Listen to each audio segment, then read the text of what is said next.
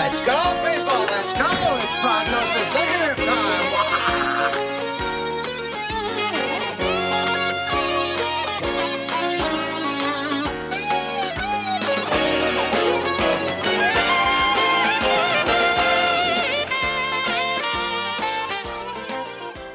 Hi, this is Eric.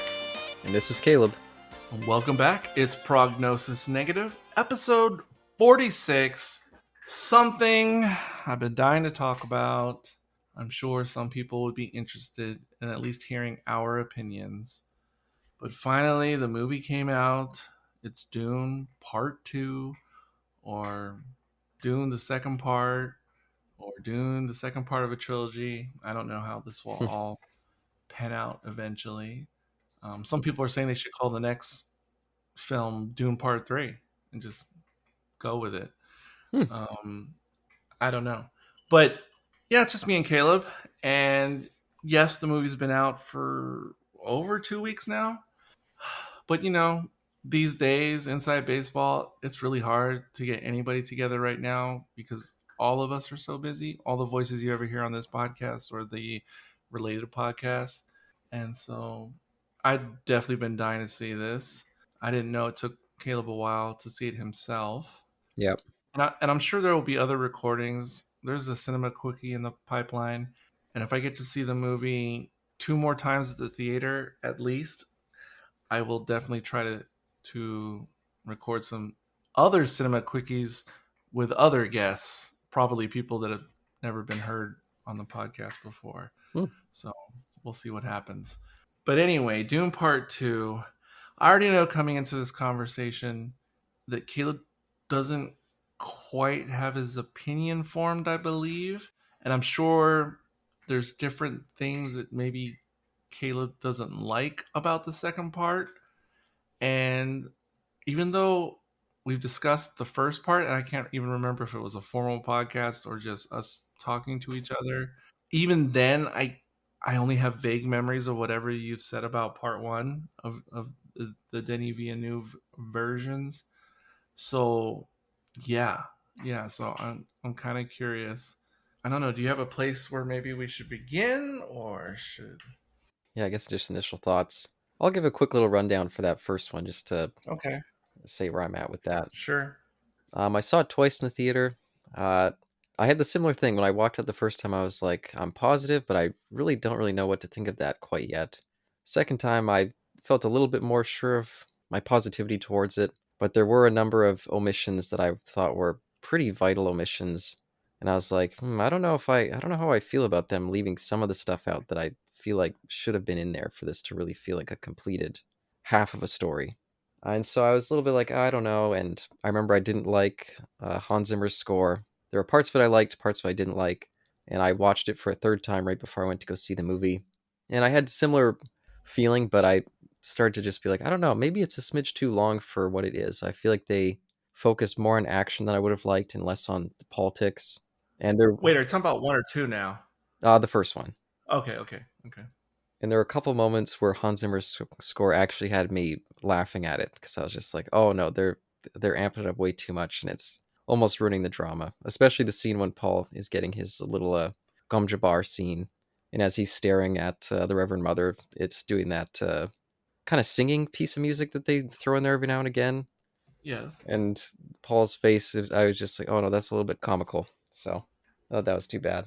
Well, before you get into part 2 and your initial thoughts, let me just give some Sure. of my initial thoughts on part 1. As I recall, I only saw it once at the theater, I think, because I saw it once and I was like, I'm good with this one. You know, I'll wait for it to come out on Max. And I did watch it on Max when it came out there as well. And I think I only really saw the movie 2 times all the way through until just before I saw part 2, because then I watched it a third time all the way through.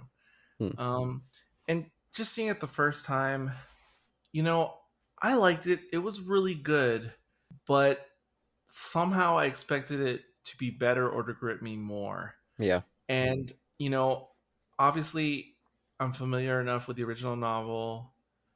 I know the David Lynch version extremely well. And so obviously I know the main beats of the story between the novel and the original film. So there wasn't like really too many surprises along the way. And I kind of thought maybe, I don't mean surprises like change something, but just I thought there was going to be more in the story that would separate it from like the previous film or something, or have a little bit more personal stamp put onto it. Like, but it was kind of straightforward Yeah. from what I remember of the original sources. Not too many surprises. Yeah, the visuals were great. The pacing definitely felt a little bit strange and drawn out. And, another thing I had a little fear I had going into it, the first one, was similar to the feeling I had watching Fellowship of the Ring for the very first time. Because I remember distinctly when I saw that the first time in the theater with my friends and with the rest of the packed theater, I obviously knew it was going to end. I knew that story as well, obviously, going in. So I knew where the story was going to end for Fellowship. And I could tell that my friends and everyone else did not feel the end of that movie coming when it did. Oh, interesting. So when the movie rolled credits, Fellowship, I could just tell people were just like, what? Like, how is it going to end like here? Like at this point? Like, I just remember people being so surprised and shocked and then realizing you have to wait X amount of years for Two Towers. And I saw it coming. I felt so uncomfortable with that moment coming. So I had that fear for Dune Part 1, but the thing was, I felt the feeling of it, of realizing, oh, we're stopping here and we're going to have to wait. It felt worse with Dune Part 1 to me than Fellowship did. And if you remember too, going back to Dune Part 1, we had that specter of we don't even know if there's even going to be a Part 2 made, which was like the Yeah. most horrible thought in the world to me at the time, I remember. Uh-huh. Because I was like, I remember thinking and saying, I don't care if they make a third or fourth, but at least, please, just at least make Part 2 before we call it quits, at least. Yeah. So anyway, so yeah, it was okay, but I wasn't in no hurry to watch it again. Yeah. And I'll say, as someone who is a massive Dune fan, I've been reading it every year since 2015, Insane. every December. Yeah, I was always hesitant. I was more excited knowing that Denis Villeneuve was making it, Oh yeah. but I was never really looking forward to another movie version because people always say like it is an impossible book to adapt, and so there's obviously omissions that they have to make. It was just some of the ones that they did that I feel like, oh, I these hurt me a little bit. See, I'd like to amend those statements as it pertains to Dune or what are the other popular ones they used to say? Like Watchmen and certain other things that they say are like impossible to adapt. Yeah. I don't like that. I don't like the term this is like impossible to adapt. I think it should be modified to it's nearly impossible to adapt X well. That's what Mm. I think. That's what I think the statement should be. Because I think everything is adaptable to Yeah. some extent. But to do it well, to get the stars to align, that's the hat trick with Dune and some of these other things. But anyway, go on. Yeah, and so getting into part two, I'll say I walked out definitely liking it better than I liked the first one the first time I saw it, but still so unsure about really what to think about. Yeah, a number of stuff that I was really expecting them to do this time around, especially knowing going in that Denis Villeneuve was already like, okay, the third one hasn't been greenlit, but I'm very much working on putting it together and writing the script right now. So I was like, okay, clearly there's some stuff that he's going to need to introduce that will play a big part in the third one. And so to see a lot of that stuff missing, I was like, oh, I don't know what the hell they're going to do. And it's making me feel a little bit odd. But I will say the second time around, I think I could just more soak in the really stellar filmmaking, the grand scope. Oh, so you've seen it twice now, part two. Yeah, I saw it again on the weekend in IMAX. Oh, so I was confused with my earlier statement. For some reason, I thought you were saying that was your first time. Oh, yeah, no. Yeah, I saw it not quite opening weekend, but maybe like 2 or 3 days later. Was at least one of your screenings in IMAX or something close to? Yeah, the most recent one. Yeah, on Saturday. Cool, cool, cool. Yeah, and it was glorious in terms of filmmaking. Really great stuff. Some great performances. Again, I felt like maybe for what they actually include in terms of substance, I was like, I could use less of these action scenes. Like they're really well done, all of them. But I was like, there's some important story stuff here that I wish we were spending more time with that rather than the action. But I could tell that my theater, and especially the person I was seeing it with, Isaac, I could tell that they were all loving the action a hell of a lot more than I was. So I was like, maybe Denis Villeneuve is just speaking to different audiences with this film than maybe I'd want.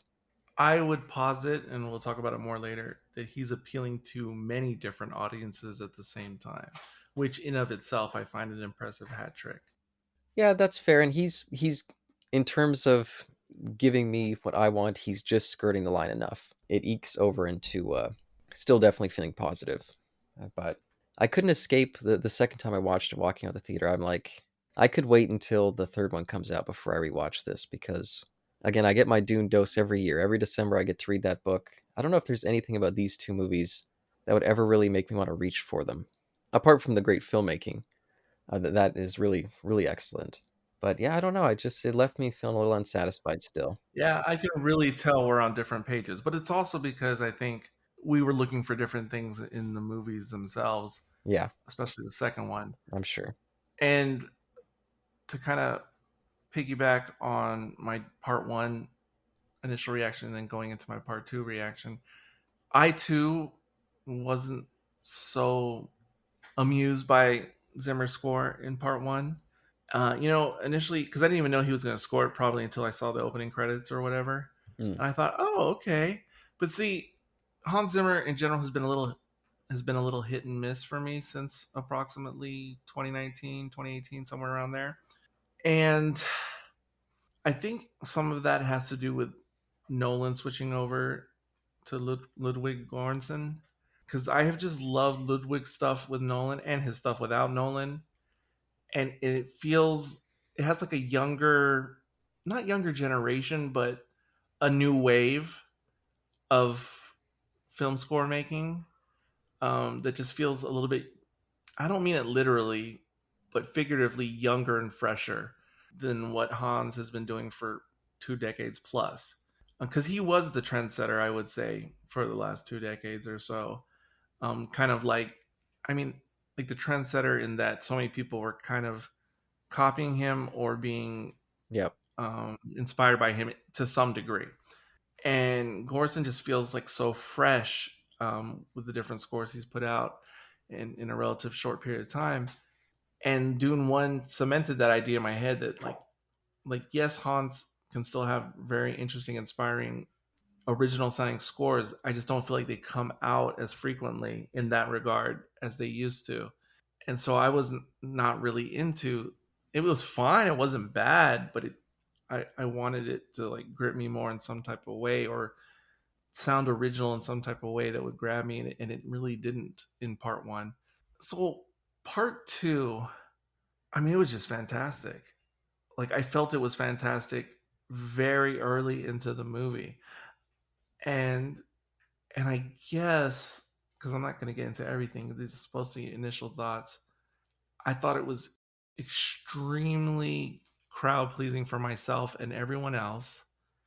You know, my sister vaguely remembers the first, she saw it with me. She barely remembers the first one, I'm sure, and didn't really understand a lot of the details of what was going on in part two.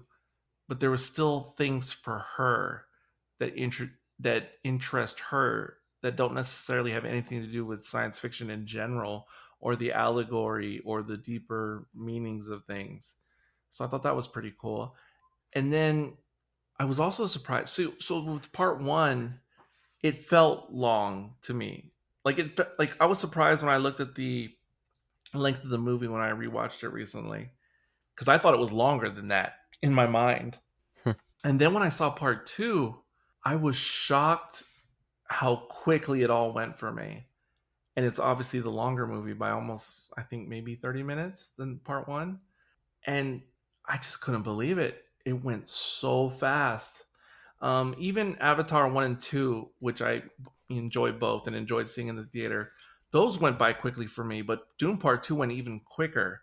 I never felt a lull in Part 2.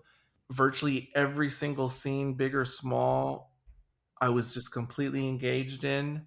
Obviously, it feels like there's a lot more changes and alterations from the original text in part two versus part one. Mm. Practically none of them bothered me. Like they surprised me at first when I detected them, but as the movie continued to play, it just all felt perfectly fine. the cinematography, even though it was great in the first one, it was just it just seems significantly better in the second. And better, what I mean is, it felt like we were getting like a freeze frame, like printable, hang up on your wall type imagery extremely frequently throughout the entire movie. Whereas in part one, oh, maybe there's like 6 standout shots or 10. But in Dune 2, it seemed like it never stopped with Yeah. amazing, incredible shots and color tones and contrast. Like, I just couldn't believe like how many amazing shots, just over and over and over.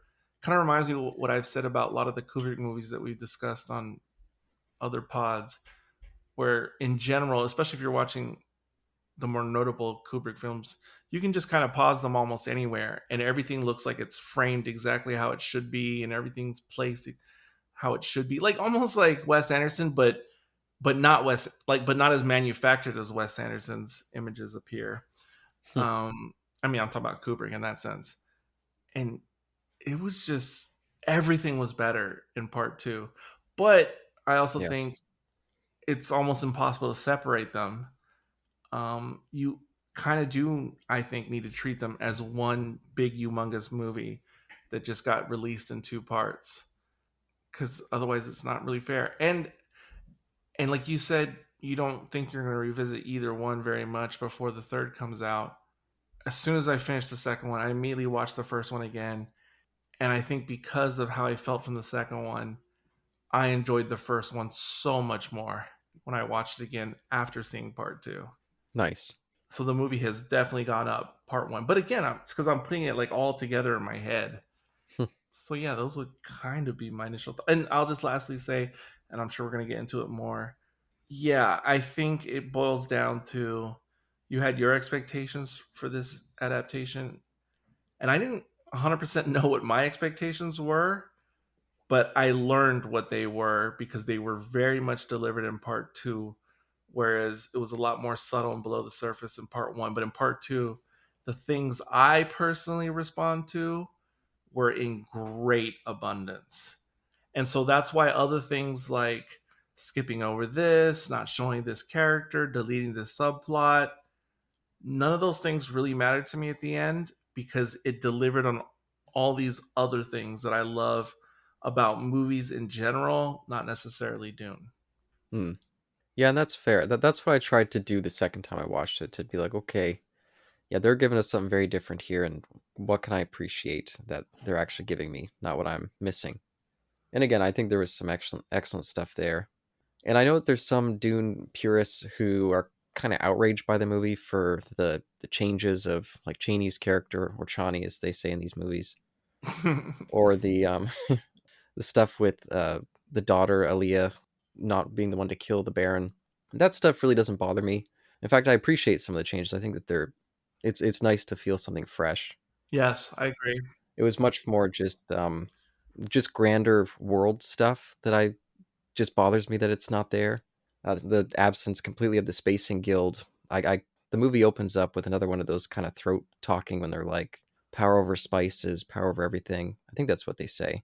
But I did wonder watching both these, if people weren't really familiar with the book or the other adaptations, would they have any idea of really why this spice is important? I don't know if they really tell you in these two movies. I don't think so. I don't know. I know. No, I don't think so. No, I think first of all, majority of people, or at least who I saw it with, and many reactions I've seen on YouTube, which are obviously millennials and younger, most people's reactions I've seen, or just gauging the people around me, it seemed like the vast majority was unfamiliar with the text or older films. Hmm. And so this is like their first experience. And I would guess if we were to ask a bunch of those people, tell me what spice is, why is it important, yada, yada, yada. No, that is not very explicitly clear after watching both movies. It's just not at all. I'm trying to think about it now. All you really know is that for some reason it awakens things, like with Paul's senses or powers. And even the water of life, even though they do kind of show what it is a bit, even that I think is kind of vague and not fully understood by people.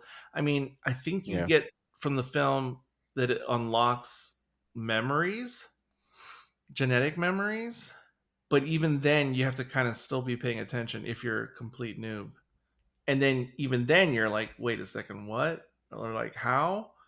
Because it's not made, I don't think, very clear. I don't think it has it to this point, like what the relationship is between the worms and spice and etc.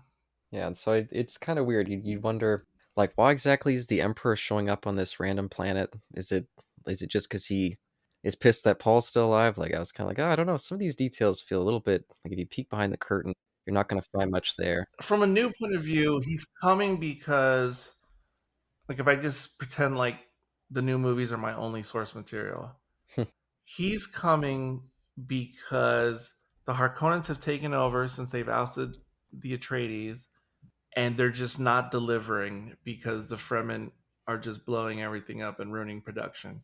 So that's why he's pissed, and that's why he comes. Because if you just go by the movie itself, it doesn't seem like many non-Fremen even believe that these rumors are even true, that Paul still lives. So I don't think Paul's the main reason. Although Hmm. some people obviously do know. I mean, they're keeping it to themselves Yeah. or not showing it in public. But I think just based on the movie, it's understood that spice production is jacked up and it's important. And so he's had enough of it, I think. Yeah. Yeah, and I'll try not to go into too many like, oh, I wish this was here from the book. I wish this was here. Okay. But I will say the first time I read Dune, the thing that really stunned me about how cool the idea of the whole universe is the fact that the whole backstory of it, the Butlerian Jihad, this war against thinking machines, is just like that's the footnote. That's just what started it all. We never really see it or even find out that much about it. Mm-hmm. And I always thought that was such a cool thing about the story that we could have such a fascinating backstory, and it spread out to all these different human potential schools and different ways of advancing the species. And so the fact that that's missing as well is also kind of like, oh, you took away one of the coolest elements of Dune. And I wonder how they're going to do this, especially the second one, without that. So I'm sure they'll have to introduce it by then. What do you mean the second one? You mean the second book? Second book, yeah. Yeah. I too was very fascinated by those elements you just spoke of when I was younger. And you and I think, have talked about it offline, but that's one of the things I love about the unofficial extended version is how they add in that whole prologue. Hmm. Because as a kid, I love that extended version prologue that goes over the Butlerian. Do they call it a jihad? Yep. Yeah, and all the other stuff, and the Mentats and the Bene Gesserit and the Guild. I thought that stuff was super cool as a kid, just thinking about it. And you're right, they barely touch upon it. Like if you only watch the new versions, you don't you get a fair amount of Bene Gesserit stuff, but the Mentats are almost not even there. Yeah. And in the book, I remember, and to a degree in the movie, the Hark, I don't know if I'm supposed to say Harkonnen or Harkonnens, yeah. Harkonnen, but the chief Mentats, like the one with the Atreides, the one with the Harkonnens, like they're characters that very much stand out in the novel and to a degree in the films, of the old film. And yeah, that's pretty much wiped out. Yeah. And so that definitely aids in my personal enjoyment of the movie, knowing at least about Mentats and their purpose. But I also understand, and I watched. There's a great sort of behind the scenes thing that they released a few days ago. It's Denis Villeneuve breaking down one particular scene of part two. It's about a 30-minute long video that was posted on Vanity Fair's YouTube channel.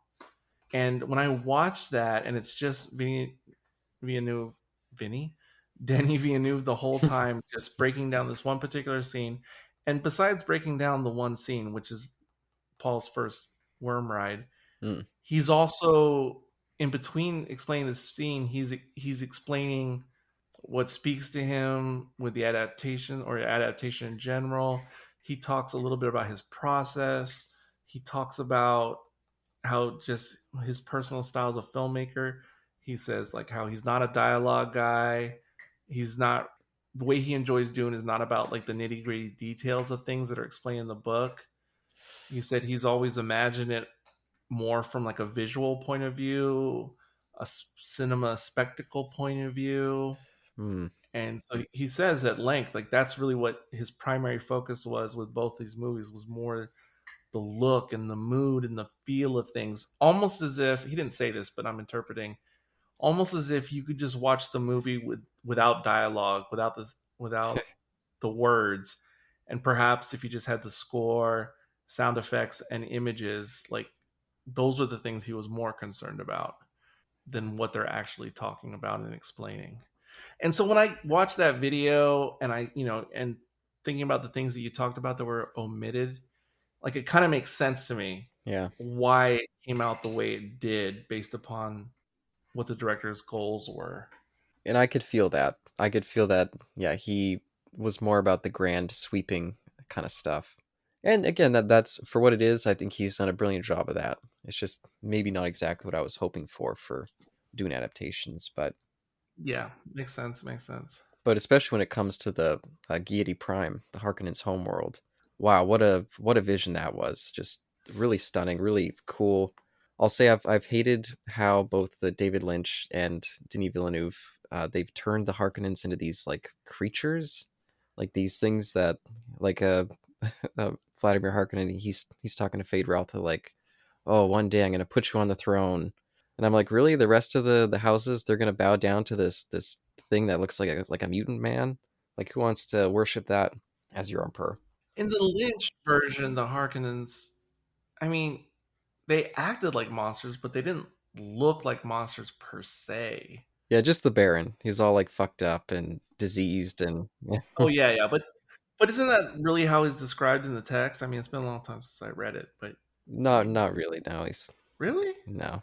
I mean, a little bit later on, he gets poisoned, but But like the miniseries, in the miniseries version, and no shade to Ian McNeice, but he feels too regular. Like he feels too much like a regular guy.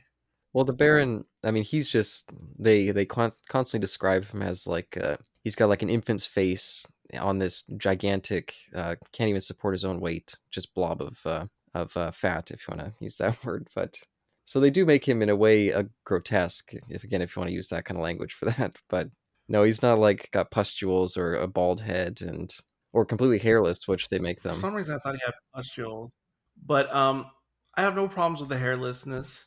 And even though it is like a design reinvention, the Villeneuve version of the Baron, I think it's incredible.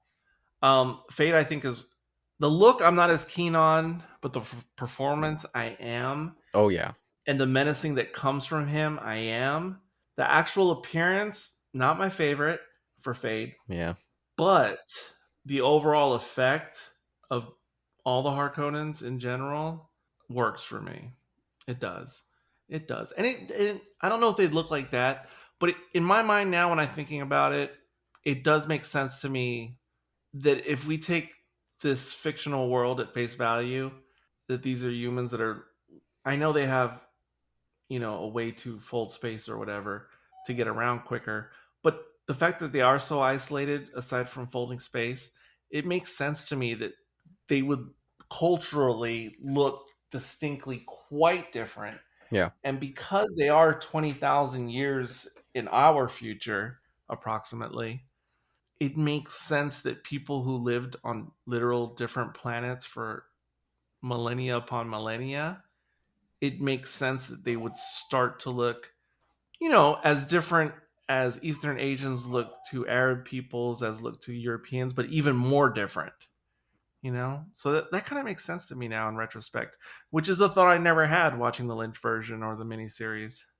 Yeah, the one thing that did make me scratch my head a little bit is because they do point out that especially Lady Jessica is a direct she's the Baron's own daughter, as Paul says, True, true. and so why doesn't she look like a weird freak mutant?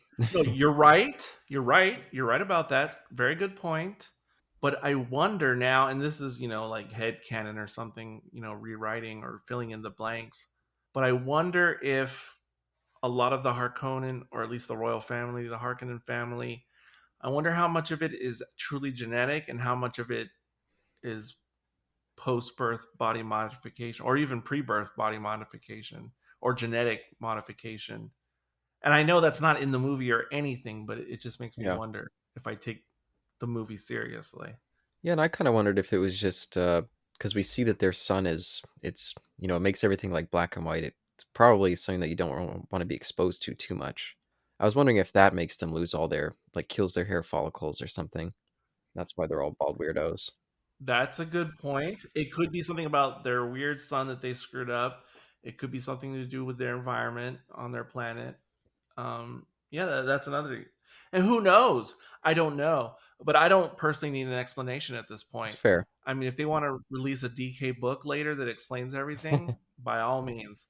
But I don't need it to like fully be into this world and this movie as well. And just because you brought the Harkonnen scene or the scenes on Giddy Prime, I love the new look. I've always just thought of it as that industrial setting, the way it looks in the Lynch film. I've not been able to ever imagine it being much different from that. Hmm. But now I can, and I can totally accept this new visual interpretation. But this is one of my few minuscule knocks in the movie, is because I think the CG overall is so incredible. I think this may be the best modern blockbuster big budget CG incorporated with live action effects I think I've ever seen, and I'll even give that Hmm. nod above Avatar and above whatever else you want to name. I mean, I would almost say the same thing for Maverick, except that's not really fair because there's not as much Yeah. obvious CG. I mean, things that oh god, I don't even know how to say it because I've recently learned in recent months that there's a lot more CG in Maverick than you think there is. But then that's almost like a plus at the same time because you don't even notice it, Yeah. which is always a good thing. But there has to be much more CG in this movie. That's why I feel like it's a bad comparison. But for a movie that so seamlessly incorporates CG throughout, one of the very few times where I felt like, oh man, I'm just pulled out of it a little bit. The immersion was just the Harkonnen arena. Yeah. That was the one part really of the movie where I was like, this is obviously not a real arena, or it doesn't look like that it's a real arena. That's one of the very few flaws I really see in this movie. Yeah. It's not enough to break the movie. It's not like the biggest scene, or it's not like they spend a lot of time in there. But it reminded me of when I've revisited Gladiator in the last 4 or 5 years. That's what always jumps out to me in that movie now is whenever they're in the big coliseums. It looked great when Gladiator came out, but that's one of the few things that dates Gladiator for me when I watch it today. And I had the same kind of feeling in that big arena. Oh, I definitely. don't know how you make it more realistic, but that was just one of the few flaws in it. But it was made up with other aspects of Giddy Prime, and I didn't even notice this. I heard it pointed out in a in a YouTube review, so I'm really gonna look for it when I watch the movie again. But I guess there's a scene where the characters on Giddy Prime are walking across like side profile, and they're walking across and they pass from shadow to light back to shadow. Do you know what I'm talking about? Yeah, with like the fireworks going, I don't even remember if there's or not quite fireworks, waterworks or whatever those were. part that stands out about the scene is that when they pass from shadow to light to shadow, because the whole sequence looks like it's filmed in black and white, but Yeah. whether it is or not, I don't think that's the intention to suggest that it's filmed in black and white. I think it's meant to suggest this is what you would see with the naked eye if you were standing there Yeah. where the camera is. From the And sun. so I guess there's this interesting scene where they pass from shadow to light, where you see the colors of their costume change as they pass into the light, showing that the sun has strange effects as it reflects off of different surfaces. And I did not notice that in my viewing, and I really want to really see that for myself next time because it sounded really cool the way I heard it described. Oh, and just Austin Butler, his performance during the like the intensity during the Coliseum fight. I thought he was great during that too. I really enjoyed it. Absolutely fantastic. It's such a simplistic scene, and I was almost getting pre-disappointed because if you it's 3-on-1, but he dispatches the first two so easily, and I Yeah. was like, wow, this is getting already into this is already turning into disappointment. Oh, they're drugged. I know, but that adds to the disappointment. Drugged and injured, but just the face off with the final guy, it made up for it. And I don't know if you know, fun fact, the last man standing, Yeah. he's actually the stunt coordinator for part one and part two. Yeah, and I'm pretty sure he was in it. I didn't go back and look, but I recognized his face from watching the part one the night before. I was like, hey, wasn't he during the early scenes on Arrakis with like their plannings and stuff? I'm sure he was, because I didn't know he was the stunt coordinator when I was watching the movie, but I assumed that he was probably someone taking hostage or captured someone who we probably saw in the first part, but I couldn't tell you right now from memory where he appears. Oh, and I love the surprise appearance from Leia Sado. I was not expecting to see her. Who? Oh, yes, yes, yes. Sorry, yes. Yeah, I know that there's certain Bond fans who hate her, but I really enjoy that actress, and every time she pops up in something, I'm pleased. Oh, I didn't know that was a thing. Oh yeah, people despise her character in that. Wait, is it because of the actress and her portrayal, or is it because of her character's role in the film? Unfortunately, it's both. I see a lot of people being like, "Oh, the final Bond girl is this like ugly chick," and it's like, "Whoa, come on, that's Oh, no, no, yeah, no, no, no, no, no, no. I do not at all think she's ugly. no, I will say, perhaps the first time I noticed her was way back when she was in one of the Mission Impossible movies. oh, I don't remember that. I think she was in the one with the towers Oh, fifth one maybe, or or tower. I think it's the fourth. maybe fourth. Yeah, I get those two mixed up. I believe that's the first time I saw her in a film was that movie. And I didn't really care for her in that movie. Hmm. But in virtually every performance I've seen since then, including the Bond films, oh no, she's perfectly fine, perfectly capable. I even like her in her strange role in French. I was gonna say French Connection. French just yeah, I like her in that too. Yeah, I do. I've liked her in everything besides Mission Impossible. No, she was fine. And actually, when she came up in the movie, in this movie, at first I didn't know who I was looking at. And I was kind of confused. I understand now who she is, but in the moment, I was just kind of confused and I kind of went with it. And I figured it was something I had forgotten, not something that was created by Denny, if I can call him by his first name. But no, it is a good inclusion as far as I can tell at this point, because I don't really know very much about what happens post Dune first novel.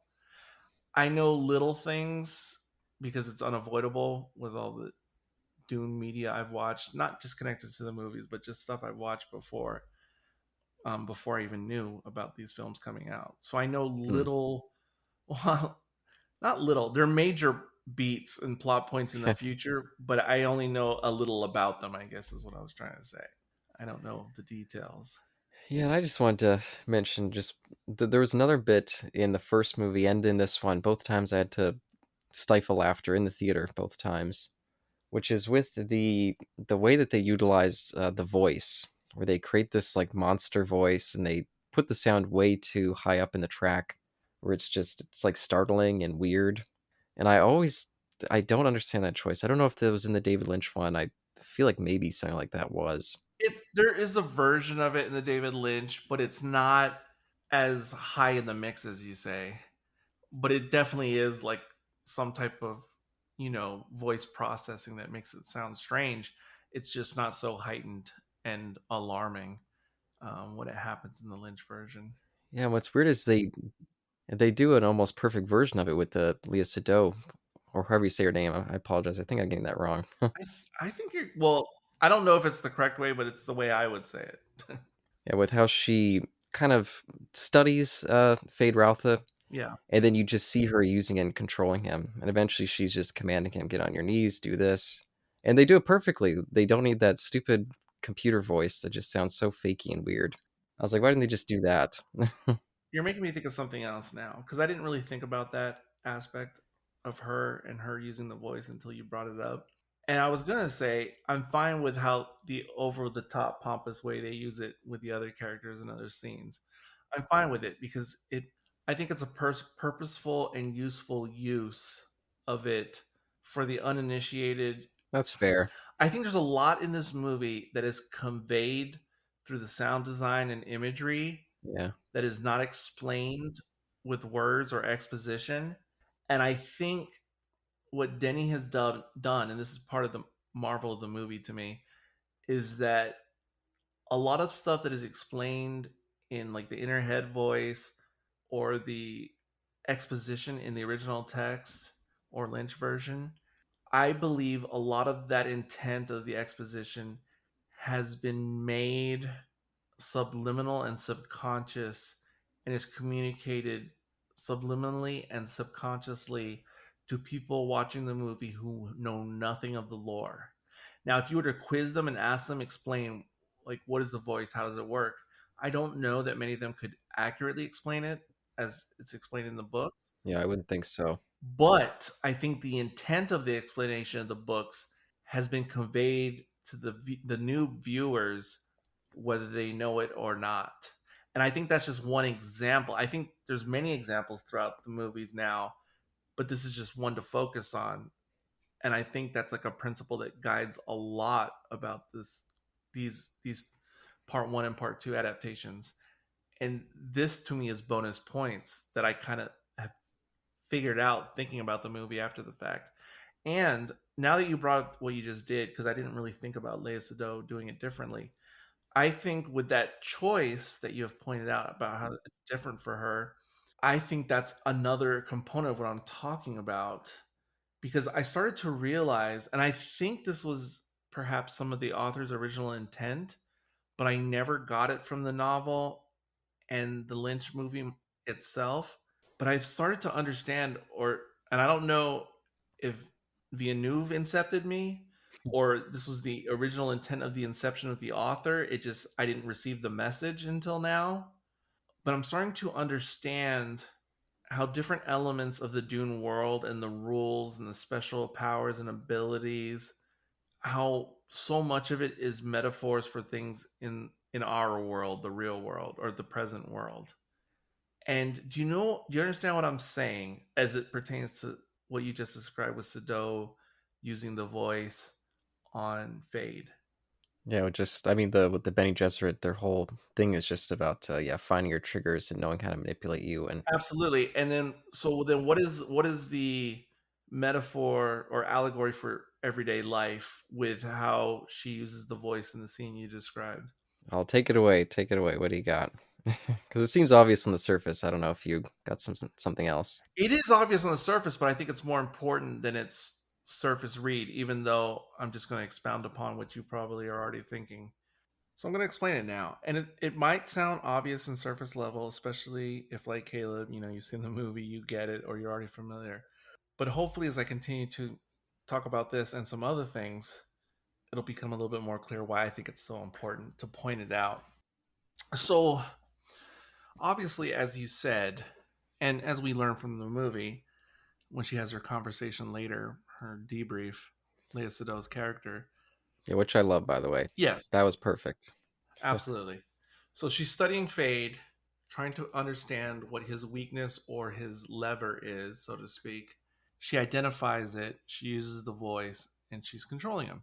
Now, this should be fairly obvious that it's just saying how a woman, or it doesn't have to be a woman, but how a person can manipulate another person if they study them and just find the proper lever. We all understand that in regular life. We all understand that that happens in all different kinds of situations in regular life.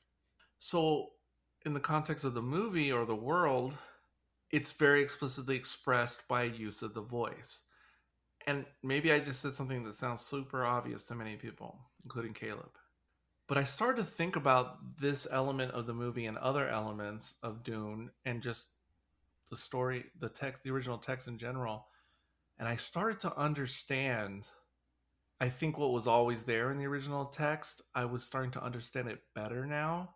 How almost anything that seems magical or beyond our technology today that's in the Dune world, almost all of it stands for something else in regular life. It's just kind of like how you could say, I don't want to get into it, but how there's all these different elements and creatures and spells in Lord of the Rings that even though it's magical, mythical beasts, it kind of symbolizes other things in the regular contemporary world. Yeah. Whether Tolkien designed them to be that way or not, you'd still be able to make those associations with different characters and races like dwarves and elves, like they represent different archetypes of humans. Okay, well, the same thing is going on in Dune throughout in so many elements. And again, going from the original text, I'm realizing now Yeah. it's just kind of the Villeneuve adaptation has brought it to the forefront for me. So now I'm starting to think about it in new ways. So if that's what they're doing with the voice there, and the voice is, yes, it's like a magical powered Bene Gesserit, Well, Bene Bene Gesserit skill that is learned and honed and etc. What are you gonna say? yeah, that's a fault I think of all the adaptations is again, there's no magic in Dune, none at all.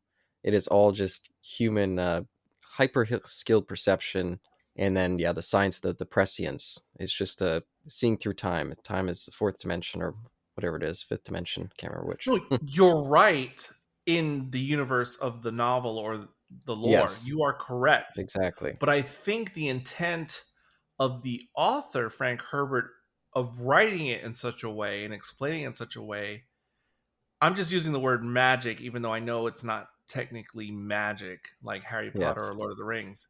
I know it's like honed human abilities, but I'm just calling it magic for simplicity's sake. Or it seems like magic to us because we're not capable of such mental concentration and learning to be able to pull off the same things they are. We also don't have spice, but anyway, that's neither here nor there. But let's just say the magic as it appears or the special abilities are all allegorical, metaphorical for real things in real life. So the idea of someone using the voice like a Bene Gesserit would be like someone in the regular world who's just really good at manipulating people. A lot of the things that the Bene Gesserit do, and I think this is an apt comparison for many reasons, but you know how there's the people who are able, the professional hypnotists or the professional, what do they call them, mediums, who are able to channel. And you know there's many notable ones out there who are really good at it, but you know there's a few that explain obviously it's not magic. Obviously they're not speaking to the dead. They have just become really good at reading, you know, nonverbal communication, picking up on cues, yada yada yada, eye movement. So in a sense, that's like our real life version of some of the Bene Gesserit powers, if you will. Yeah, they cultivate the myth that they're witches, and then call that like an insult. Oh, you call me Benny Gesserit witches, but they're the ones spreading that mythology. Add that mystique. 100% right. And again, it's all by design and it all makes sense in the movie universe and in our regular world. So by highlighting it with the voice, they're just showing what humans do, humans who are really good at manipulation in general. Okay, but let's go further. I mean, let's go beyond that scene. A new thought I had for the first time after watching the new one. So, shield technology and how it's explained in the Lynch version and again in this version. So we all know the shields block fast coming projectiles or fast moving objects.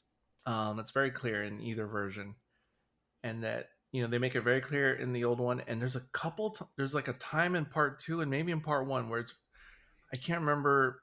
I think it's a different character who says it in part one and part two, but they just said it so well. That's why I need to be able to rewatch the movie when they talk about you know only like the slow blade will pass through the shield, but they say it so much better in the Villeneuve versions.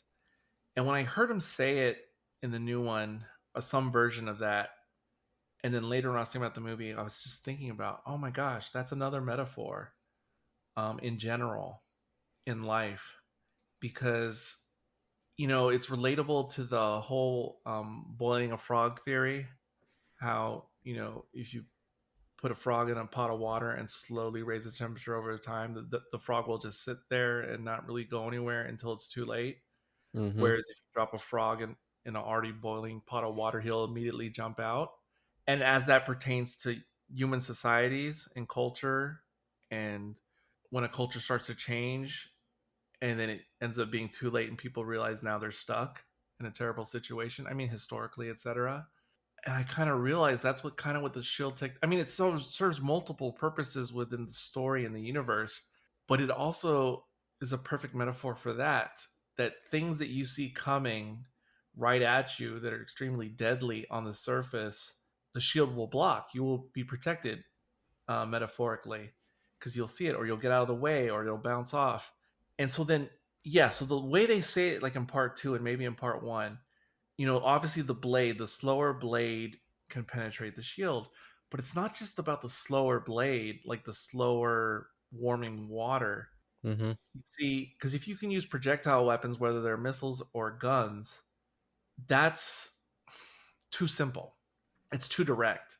But if you're forced to use the blade, whoever's wielding the blades has to be so much more cunning, so much more intelligent, quick thinking, agile, stealthy. You have to try to, like, the way Paul defeats Fade is a better version of what he did to Janus in the first one.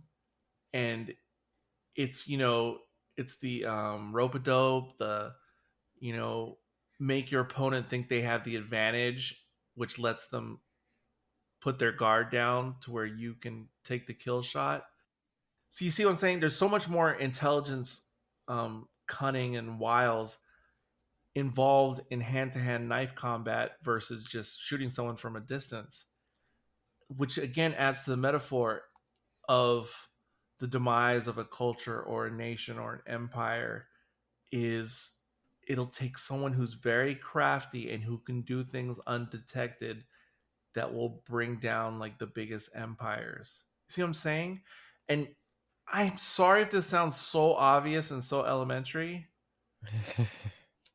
but I never had this thought about the shield technology in Dune until I was thinking about Dune Part 2. And I could just keep going with other things that may seem minuscule. And I'm starting to realize I really believe this was all by design by Frank Herbert himself in the original text, this and much more. Now, Caleb, are you picking up what I'm putting down? Oh, I don't need to. Yes, this is very much. Yeah, read the Dune books again. You'll see everything you're saying. It's right there in the text. Yes. So. Okay. And furthermore, which I kind of thought about before, but not as clearly as I've been thinking about it after seeing Dune Part 2.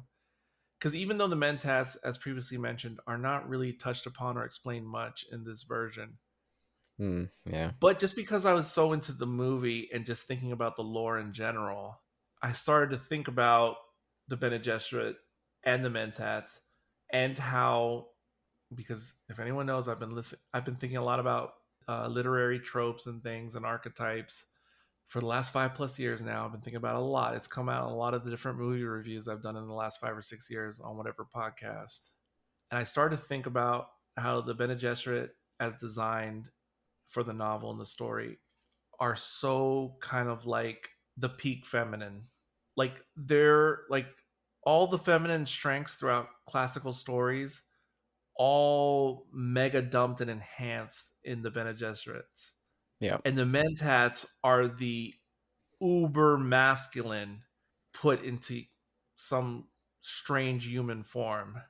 Yeah. And I was just thinking about how much they clash with each other and how much they hate each other, and how they would have different advantages and disadvantages with their ways of doing things and sorting things out. Oh my gosh, this made all the sense, because the strength of the Mentats in general, again, is like the strength of masculinity in general, as are the weaknesses of the Mentats. And same goes for the Bene Gesserits. Oh my god.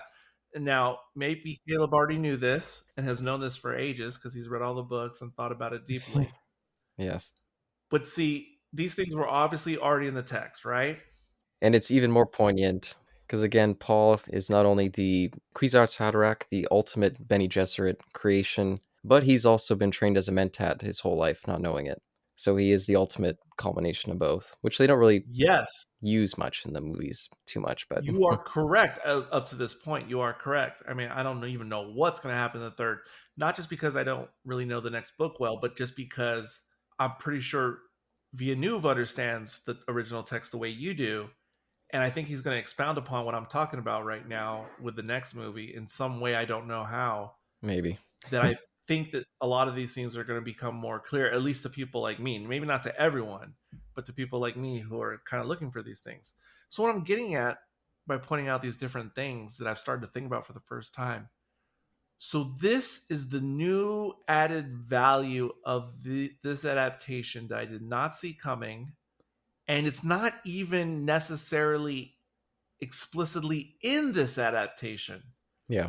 But I think by Villeneuve focusing on those other elements I was talking about earlier, like focusing on the visuals, focusing on the themes, you know, what I'm saying is when I was talking about when Villeneuve was explaining his process, I can't even remember if that was on the podcast or before we started talking. But either way, in that Vanity Fair extra VAM, the way I kind of interpreted what he was saying was kind of like how people explain poetry and music, how through a poem or through a song, even though there's far fewer words than writing an essay or giving a speech, through the power of poetry and art and humans being able to understand the feeling of vibes, or like classical music that doesn't even have words but can still convey like a story through emotion just by the music and the chords. I think that's what Villeneuve is pulling off with this movie. Now, see, Kubrick did the same thing in his own way with his famous movies, but as brilliant as Kubrick's technique is, I think it's less accessible Yeah. to wide audiences, mainstream audiences. Like you have to kind of be that person who's kind of like a film nerd, film buff who likes to read into things to start to extract these things from generally from Kubrick's material. Yeah. But I think Villeneuve's works on the layman who's not trying to pay. And again, I think it's like subliminal. Like it just goes into them. Like they feel what they're supposed to feel, but they don't even know why. I'm talking about the general audience. It works on like it somehow speaks to our reptilian brains or our old mammalian brains. So this is the added bonus, amazing feature to me in this adaptation now combining parts one and part two, because I am someone who did read the original novel, who watched the Lynch version uber amount of times, and these concepts were always there in the original text, but I never really looked at it deep enough until the Villeneuve adaptation, through its sound, through its startling visuals, and there's just key dialogue. Like I said, like it was just that, however, a character said in this movie when they talked about the blade going through the shield, however they said it, it was just like a few words, but it was enough that it got in my head, and I was like, wait a second. Like there's something more to that, because there was something poetic about however the dialogue was, and it made me think more than what was actually said. And that's a metaphor for me for the entire movie, part one and part two combined, and these other themes that we haven't even touched upon yet. That's why I think this movie is brilliant. And if anyone's a foodie, you know, I took a deep dive on understanding the term umami a few months ago, and without getting into a whole other lecture, umami was considered like the fifth, I think, discovered flavor, you know, besides salty, sweet, sour, and bitter. Oh. It was umami, but like, what is umami? Like, what does it mean? I mean, I know it's a Japanese word, but there's words for it in English and other languages as well. Like the closest English word I think to umami would be like savory. And like, what is umami or savory? It's just like, it's not sweet, it's not sour, it's not bitter, it's not sour. It's salty. It's just like, you know, it's good. I mean, that's kind of what savory. You just know it when you taste it.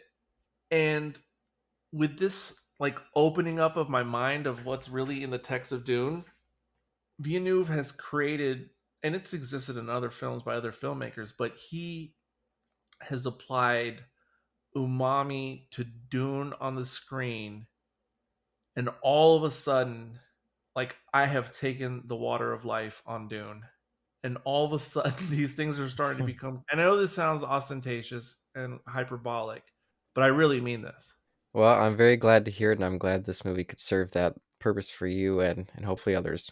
Well, like I said, I think for other people, it's on a subliminal level. Like, I think people are responding to this movie emotionally. And I don't mean emotionally, I mean their emotions, whatever they are, whether they're excited, thrilled, saddened, angered. I think their emotions have been agitated by these subliminal messages that have been conveyed through this adaptation the way a song does. Like, you don't, it's not the words, it's just it just gets in you and you feel a way. You don't really know why, you can't explain it, you don't know the details about mentats or Bene Gesserit or anything, or you don't even know how spice works, Yeah. but somehow the effect of the film, the audiovisual experience, still garners the emotion, even though the layperson may not know why. Yeah, and I'll say with all the thoughts that you're dipping into, the well goes so much deeper the more you get into the original book and as the other books go on. So much fascinating observations. Yes, and even though I've only watched part two once, I've just been thinking about it so much in general and going back over what I already know about Dune. And yes, it is like a slow peeling of an onion for me, because as the weeks and days keep passing, like another bit of the onion falls away, and I'm just like, oh my gosh, like that was in front of me the whole time. Like, for another major spoiler for those who are unfamiliar with the overarching theme of Dune in general, as I understand it. So, Caleb, I mean, it probably won't surprise you to know that most of all my life, pretty much being familiar with Dune, up until sometime after part one came out, I always thought Paul was the hero, Hmm. if you know what I mean. And I'm not trying to get into deep spoilers or anything like that for other people. Another reason why David Lynch, his version is completely misses the boat on almost every aspect of Dune. But we'll keep going. Right. And I've seen those interviews now more recently where Herbert is explaining, you know, why he's not. I literally never knew that or was aware of that reasoning until after Villeneuve got involved, but especially with part two. Like, I kind of knew with part one, and not just from the movie itself. Again, it's because the movie got me interested, it got me looking into things again. And then I went, oh shit, oh my God, I have been missing the boat this whole entire time. Yeah. Yeah, it's a tragedy. Yeah. Yeah, yeah, yeah. And so just unraveling that has been like, that's why I'm still thinking about this. And I saw it 2 weeks ago. So let's move on to another thing, because there's actually so much more Yeah. that is interesting in this version. So this is a change, I believe. I don't know how much, to what extent compared to the original novel, but Hmm. this idea of Paul really struggling with the prophecy, and the way in the movie he's really trying to avoid it. Like, he doesn't want to feed into it. His mother's obviously pushing for it. Later, Gurney Halleck is pushing towards it. You know, you just made a noise. Now, tell me, is that or is that not apparent in the novel? Because I think it's not, but I don't know for sure. Where Paul is really trying to stand back from it. Oh no, that's the driving force of the entire book. The reason I make that sigh sound is I don't really like the way that they handled it. I don't know, I think they made some choices to make it more clear without getting to see inside of his head. Okay, hold on. Say more about that in a second. But just to go back to what you just said. So you're saying that is the drive. Wait, what's the driving pull or force in the original book? Well, Paul, from the very beginning, the first instance meeting the Reverend Mother, Gaius Helen Mohiam, he already knows that he's going to Dune and already has visions of being there. And once he arrives there, the visions increase, and he starts seeing this hideous future, this jihad that's coming in his path. And so almost the whole driving section of the book is when he's trying to get revenge for what happens to his dad, while at the same time knowing that almost every step of the way he's falling into this hideous jihad that he very strongly wants to avoid. And there's lots of great moments in the book where you see him accomplish goals, or when he chooses his name, Moadib. It's like, oh no, there's another part of the prophecy that I've just fallen into that I didn't realize. And that stuff's just so good in the book. So in the book, it's more accidental than actually knowing what he's doing in the moment. Mm, it's a mix of both. Because some things he just can't help but do, but when he does it, he's like, oh no, now the jihad's definitely going to happen. Even if I die, it'll always occur because I become this driving force. It's really been so long since I've read Dune properly that I don't remember these details. And so obviously my memories default to the Lynch version. Yep. And as far as I can remember the Lynch version, there's almost no hint of this. Nope. Right. So yeah, my memory's screwed up on all this as it pertains to the novel. Because my recollection of the novel, which is from long ago, well, I read it, it was the first made for adults or an adult audience type novel I ever read, ever. And I was approximately in second or third grade.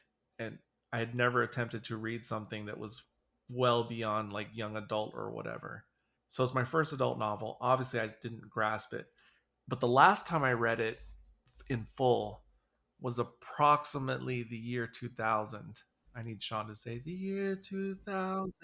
There you go. Yeah. But so that's the first time I really read it as at least a young adult. And my recollection of reading it then is kind of like my recollection of the last time I read Lord of the Rings, which was around the same time as this, which is my recollection largely of reading Lord of the Rings is remembering all the details. You know, day 3, camp, had sausages, this and that, you know, snuffed out the fire. Da, da. And that's what I remember more from Dune, from reading it in the year 2000 versus the Lynch, was like, oh, they went to this siege and then they went to that siege and then they double back. And like those are the things I remember about being different about the novel, was all these more details and movements and going here and there that are obviously skipped over in the original movie. So I don't remember these details because I'm guessing the kinds of things you're bringing up were less important to me when I was reading it in the year 2000. Mm. Yeah, no, that's the stuff of the book that's super impactful for me. And they did make some odd, like with the whole element of him not wanting to go to the South because that's where the fundamentalists were, and having Cheney be this kind of opposing force to his supremacy as Khalizad al-Gaib. So that's new, right? That's not in the novel, is it? Yeah, that's all new.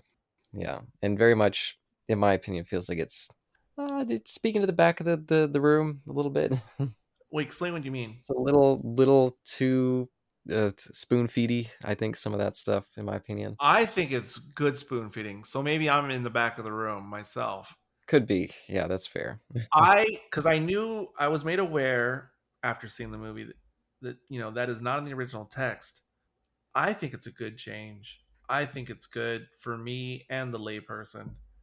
I welcome that change a lot, to be honest. Like at first when I was watching it, I didn't know how I felt about the conflict early on between, I don't even know what to call her anymore, Cheney, Chani. Whatever feels comfortable. Chani is what, well, all the old pronunciations are what are comfortable for me, like me and Akira. But so I was always used to her just kind of always supporting him up to a certain point, at least through, you know, the first novel. And so when I started to see the seeds of doubt in her in the film, like more play out, at first I didn't know what to make of it or how I felt about it, the change. Yeah. But by the time I got to the end of part 2, I'm pretty much all on board. Like I really like it. I really like it for my own personal reasons, but I also like it because I think this is part of what is appealing to other audiences for Dune that never existed before, like my sister. And I think some females in general who don't know anything about Dune but are just watching these movies, I think there's a lot to take out of the conflict between Chani and Paul in this story. And so for me, I think it's just a good change because it just makes some things a little bit more clear in a way, even though it's not in the source material.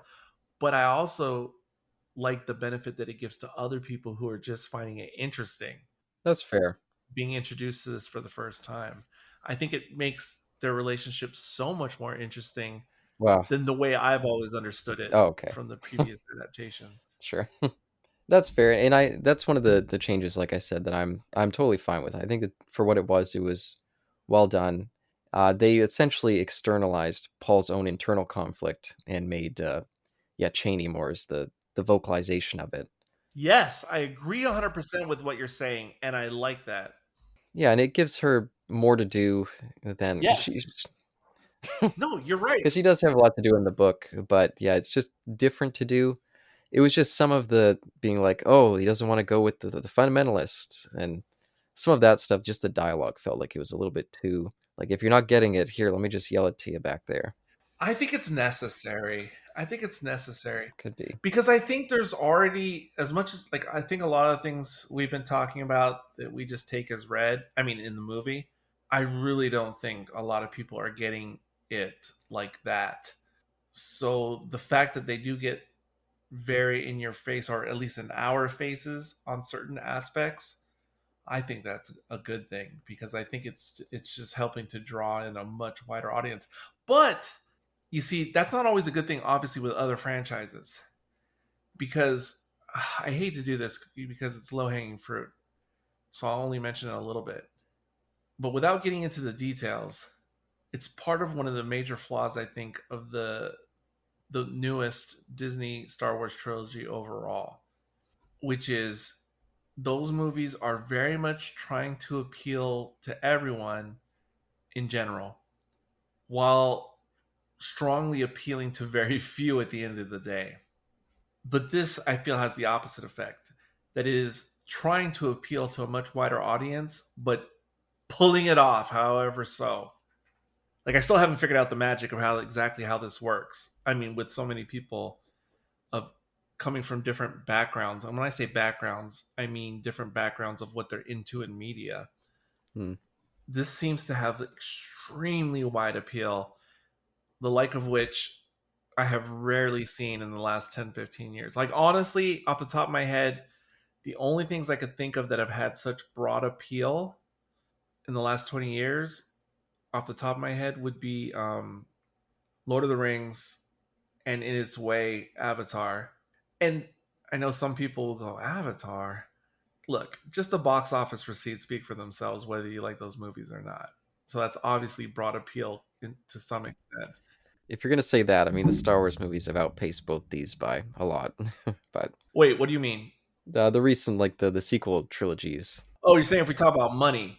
yeah, money, exactly, yeah. Yeah, but here's why I'll put an asterisk on that and eliminate them from the conversation.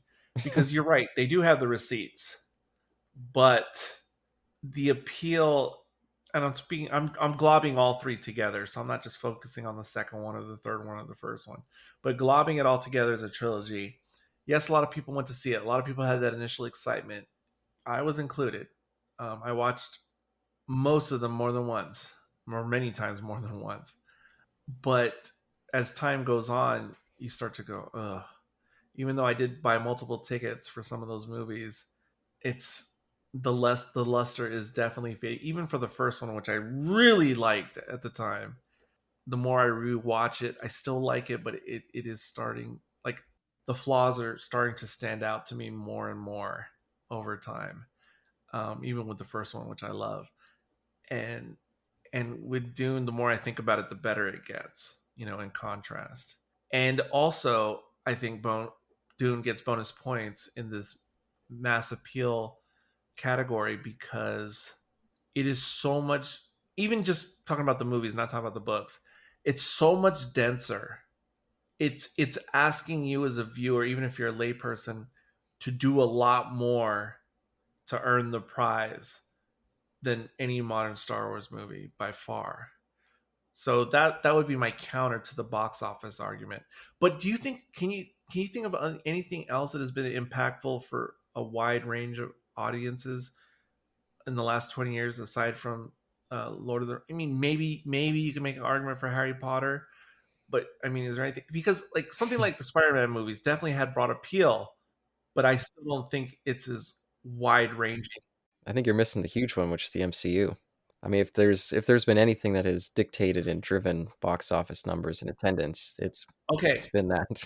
I'm aware of the MCU, and yes, if we're talking about box numbers, but again, I was only saying that to help qualify Avatar, not to say that's the rule for everything. Well, just overall, just the zeitgeist and influencing other films. No, And you're right. You're right. But let me tell you the contrast, and especially if you're just talking about phases 1, 2, 3, MCU is pretty solid overall, especially considering the number of movies just in phases 1, 2, 3. I can't remember, is it 4 or 5 when it went off the rails? Whatever's after Endgame is when it went off the rails. But no, you're right. They were very extremely successful. You're right about zeitgeist. You're right about box office. You're right. But where I see a difference with Dune, even if it doesn't make the same box office, where I see the difference is with the MCU, generally speaking, it's, people under 30, it's people over 30 who kind of are into summer blockbuster movies or comic book stuff in general, you know. And yes, that's a lot of people when you add that all together. It's a lot of money. But what I think Dune offers for people that who may not be so into the MCU game, because I honestly feel that Dune could be enjoyed by virtually anyone, even though it's not designed to be a family all ages movie. I think you could potentially be of any demographic and find this movie enjoyable to some degree. Meaning not just the younger under 30, but I mean even smaller children I think can get something, even though it's not made for them at all. I still think they can get something from watching this and be entertained enough, especially part 2. Not so much part 1, but part 2, yes. I think ladies and men who rarely ever want to see any superhero movie ever could watch Dune and find something. I think elderly couples, I think people who have never cared to watch sci-fi or superhero stuff or even blockbuster movies in general, I think could find something out of this. Like for instance, if you're the kind of person who generally doesn't like any mainstream blockbuster stuff, but you just like more indie whatever stuff, I think that crowd could find something in Dune that they wouldn't find in MCU. So wow. even though collectively it's not more money or box office receipts, I still think it's a wider, broader appeal. Well, I'll And it's crazy because it is such a dense, very sci-fi heavy type thing. yeah, I'll be curious to see how the third one does and how this one ultimately ends up doing. But I do think that it's people maybe underestimate the value of the fact that they casted some people who are just extremely hot right now as well, who bring in a ton of youth audience that maybe wouldn't come to something like this generally. Well, here's the And thing. so I think that also gives it a big boost. I think that helped them bring them into the tent, the younger people who would have skipped over this. But what's causing them to stay and become more invested is because it delivers in other aspects. Yeah, just to get to some of those before we run out of time, I do want to highlight that I was missing the whole kind of imperial side of the universe in that first movie. Oh yeah. But bring in Irulan, Florence Pugh, and Christopher Walken as the Emperor. I love both those pieces of casting, and I think that they do a great job elevating them and making them feel very important in this movie. I thought it was just great. I agree I missed the Imperial aspect. I agree, even though it's a limited role, that Florence Pugh did well enough. I'm almost tiring of her in general because she's starting to be overexposed to me. I'm not trying to make Oh no, Oppenheimer. I'm not trying to make an Oppenheimer joke in that, but I mean I'm almost seeing her too much that it's diminishing how special I used to find her performances, and so I wasn't sure what to expect from her in this role. Like if she was going to be, and also because I love the original casting of Virginia Madsen, even though Oof. she's inconsequential in that movie, but I just she's just so magnetic. And but no, she's fine. Everything else is fine Imperial wise, but I'm still uncertain about Walken. Oh, I think he's great. I expected something more, and I don't even know what that more is, but I expected to get a warmer reaction from myself from Walken's inclusion, and I hope my opinion maybe changes a bit if I see it more times. Yeah, I think he's got this great weariness. Like he knows, like, oh, I'm doing this. They don't really put it too much in the text, but I think you can tell that he was not necessarily happy to do what he did with the Atreides, and then all these struggles as it goes forward, and he's got all these Bene Gesserit around him manipulating him. I think you can feel that weariness coming through just great. Tell me this if you recall from the original text. In the original text, is it more the Emperor's idea, the whole thing with the Atreides, or is it the Bene Gesserit or the Reverend Mother kind of coaxing him more? Like, do you recall? I would say it's more the Emperor, but it's a mix of both. But he definitely has a more active participants in it, and has a lot more stronger feelings about it. So they definitely simplified, but it makes sense. Yeah, yeah. And I did appreciate that maybe they didn't sell it as good as they can, but really the big assholes, the big fuck ups, are the Bene Gesserit. I mean, they're essentially the real villain in the first book. Mm-hmm. Mm-hmm. I think they do a decent job selling that here, which I feel like was almost non-existent in the David Lynch one and the TV miniseries. I don't think they did a very good job with that either. I think you're right, based on my recollections. But also, you don't have to answer this at all. But I'm just curious if it's sometime, because again, I don't know very much about what happens post book one. I do wonder at some point if the Bene Gesserit or whoever's on top at the head of them, I wonder at some point if they really, really come to regret this whole scheme from the very beginning. I mean, I'm talking about going back to a millennia. If they really do, obviously they're upset now. I mean, at the conclusion of the movie, the conclusion of book one, I get that, but I wonder if down the road they really fully appreciate how much they fucked up. Don't answer. I'm real curious about that. Well, that's fair. There's a lot of things I'm curious about what's how things will turn in the future. Well, it's all worth it. At least the Frank Herbert ones, it's all worth it. Especially God Emperor, which is it's almost tied with the original Dune with how much I love that book. So another thing I'm just curious about, once you've read what is it, the six original novels, Yeah. once you've read them all, does it really feel like, yes, we understand everything we're supposed to understand about this whole story? Like it feels like it's a good conclusion. Like you don't have anything else that you're left wondering Oh no. after you read all six novels. No? Unfortunately, no. Frank Herbert died, and yeah, Chapter House Dune ends pretty much on a cliffhanger. Oh, okay. And his son came in later and yeah, added two additional books to tie that in, and then I don't know, like 15 other ones to fill out other elements. But I haven't read any of those ones. The ones that try to finish it off, the ones that try to finish it off, was his son working off like some type of notes or outline, or did he just kind of fabricate it? He claims. Okay. He claims. Yeah, but again, I haven't read those ones. I can't judge. I've been meaning to get to them. I just Yeah, and I'm assuming. Oh, you haven't read them? You haven't read them? Because I was gonna. nah. I don't think they are, but I was gonna ask if they're in any way they resemble his father's prose. I'm assuming no, but I'm planning to get to them eventually. I've got so many other books to get to. I don't prioritize those ones, but I know people who have read it all. I mean, the son's works included. I know they generally say like they're good enough reads, but I've never heard anyone count them as part of the canon. yeah, I see people treating them as like secondary canon, like maybe a step above fan fiction. But Yeah, yeah. so that's why I've avoided them. It's just because yeah, they seem like they're secondary. If I can ever grasp the six novels, if I ever get to that point, I'm sure I will dip into some of the, because I remember when they first started publishing the son's works, it kind of that's around the time, yeah, when I picked up a new paperback of the original Dune and started to read it again, is because I noticed the son's work were starting to come out, and I was very curious about all that. But oh man, I don't know. I feel like there's plenty more important things that we could touch upon before we run out of time. Yeah, I guess we could talk about yeah, one, the Lady Jessica. They make some adaptations and make her much more outwardly villainous, which I don't know if I liked them in a way slightly sabotaging that character and making her seem more evil. But I do appreciate again the highlighting of how yeah, the Bene Gesserit really are just insidious and quite ugly in their way. And with the whole religious manipulation, I love how much they highlight that. I think that's yeah, well, another really cool aspect of Dune.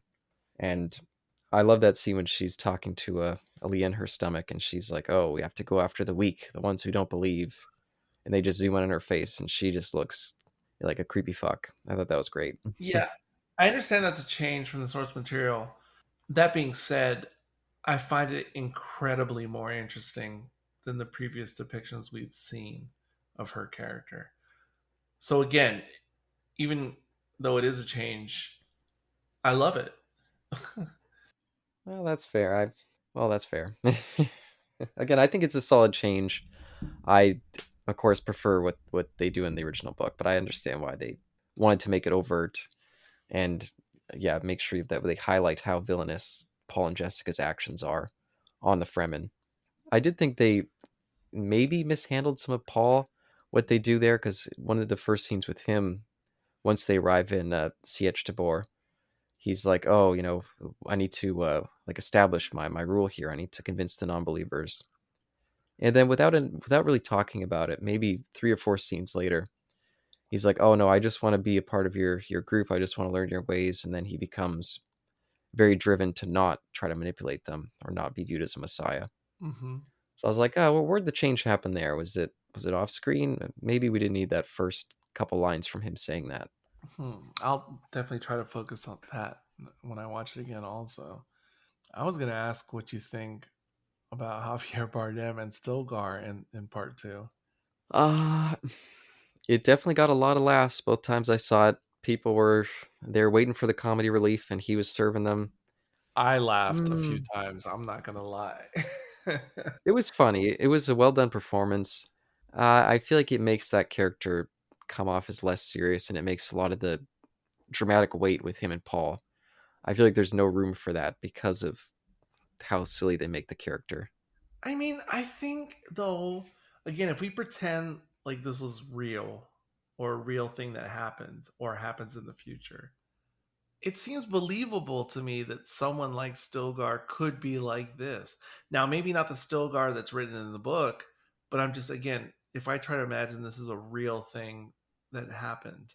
Well, even among his own people, they view him as like a silly. They don't fully respect him. You can tell. Yes, true. Cheney and her group, and yeah, I feel like the character would never hold the same weight that I hold the character in I understand that. because they make him that silly kind of thing. Totally understand that, but I'm thinking outside of Dune or outside the original text. Yeah, yeah, I that's think it's fair. fitting just because in the real world, we all know how younger people or younger generations will view the older, much more devout. And even if that's not the way Stilgar was invented on the page, I think it works just in the overall bigger story of what Dune is about. Even if it's not in the original text that way. Yeah, they take a line from the book in this movie where Paul says, I used to be surrounded by friends, now I'm surrounded by followers. And the moment where that comes in the book, it's kind of a crushing moment because you really do see these people who we've loved and who've taught Paul, been mentors, and then you see they become acolytes and they're no longer really what they used to be. They're diminished in his view.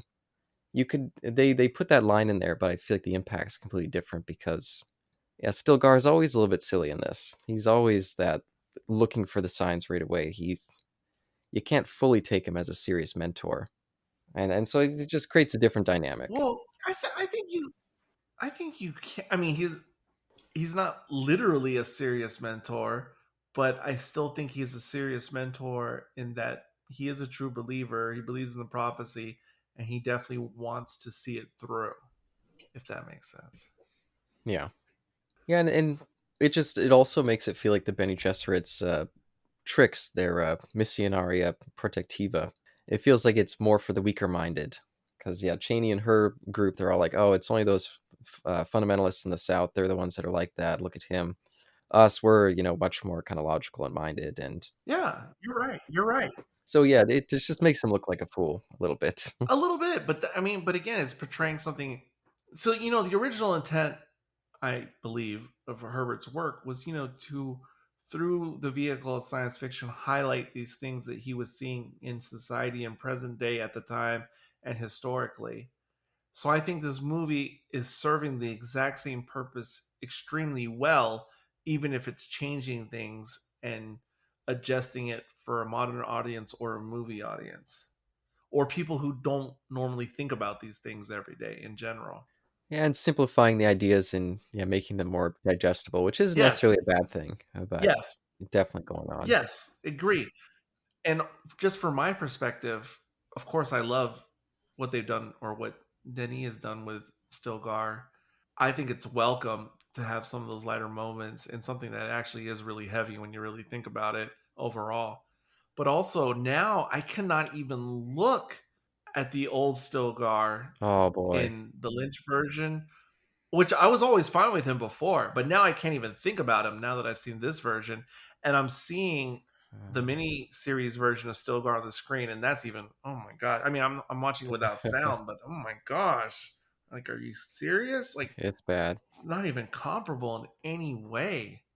And I love Everett McGill. He's so great in Twin Peaks, but yeah, his Stilgar is just embarrassing. But so much of that movie, in my opinion, is just embarrassing. But no, but yeah, I appreciate the change. I do think there's some funny stuff in there. It's just there's so many very deeply emotional moments with Stilgar in the book. And I felt like in terms of deeply emotional moments, this movie, both parts, I think were overall lacking. But one of the inventions, which I thought was super duper cool in the first Dune, was because the whole prescience of Paul is kind of pushed to the side a little bit. They it's part of the story, of course, and it's important to the story, but it's not nearly as much of a focus. But I really liked how through that first movie they were sprinkling through this alternative path that Paul could have gone to with Jameis, where he could have been a friend of his, could have been a mentor. Jameis could have been, but instead, when we do finally meet him, it's the tables have turned, and instead he wants to kill Paul. I thought that was really cool and a really interesting way to show that the future it isn't written. No matter how many visions Paul sees, that's not necessarily what we're going to get when we get to the end. Now, I don't think there's anything wrong with your interpretation that you just described, but I had a totally different read on it. Oh, oh, what'd you see with it? And I didn't have this thought about part 1 and Janus until after I watched part 2. Just because I was now thinking about part 1 a lot more, because part 1 didn't really grab me, and most of what Hmm. happened in part 1 was kind of as expected. Like, there wasn't that many twists and turns from my expectations, so I didn't feel motivated to really think too hard on part 1 until I saw part 2. And then I started thinking about part 1 more and rewatching it, and I started to realize how much I had missed in part 1. So my read on it, and it was very impactful just to me personally, just to think about it, rewatching it and seeing how, yeah, Paul thinks for sure Janus is going to be his mentor and teach him about the desert. And I believe now, and again, I didn't think this the first time, but upon retrospect, in part 1, because he had that dream and most of his dreams come true, I think that's why he didn't really have much fear getting into the fight, the challenge, Hmm. because he was thinking still, this guy's going to be my future mentor. So I should be safe. He should be fine. I don't know how this is going to work out, but it's going to work out. But we see what happens. He tries to spare his life, but Stilgar's like, no, it's to the death. And he's like, what? And he still doesn't want to kill him. Yeah. But it's not until he gets forced to that he has no option. And it's the only way he can save his own life that he takes Janus's life. And so it's like, what the heck? Like, how is this possible? So, upon further reflection after seeing part 2 and going back, my personal takeaway, and it's not informed by the book or the previous movie or anything, is just that he had a prophecy, he had like a vision, an idea of what was going to happen, and it did come true. It just wasn't literal truth in his prophecy.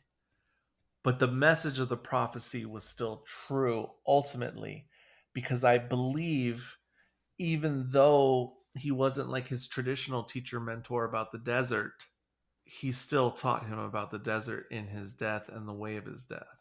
Yeah, no, that's fair. That's certainly in there. Yes, but Oh. that is profound to me, not just with the movie, but just in general, because to me, that speaks to truth in the real world. And not to start getting into what I think about spiritualism and religion, Hmm. without getting deep into that, though, that ties in a lot to how I think about my interpretation of real world spiritualism or faith. So that realization about what Paul goes through with Janus spoke to me deeply in the real world and in my own personal life and life experience. So that is an extremely profound point in the movie. And now it has caused me to want to go back to his other prophecies and dreams, um, in the first one and especially the second one whenever I get to watch it again. Because now I'm going to be really looking to extrapolate other ways these prophecies can be interpreted.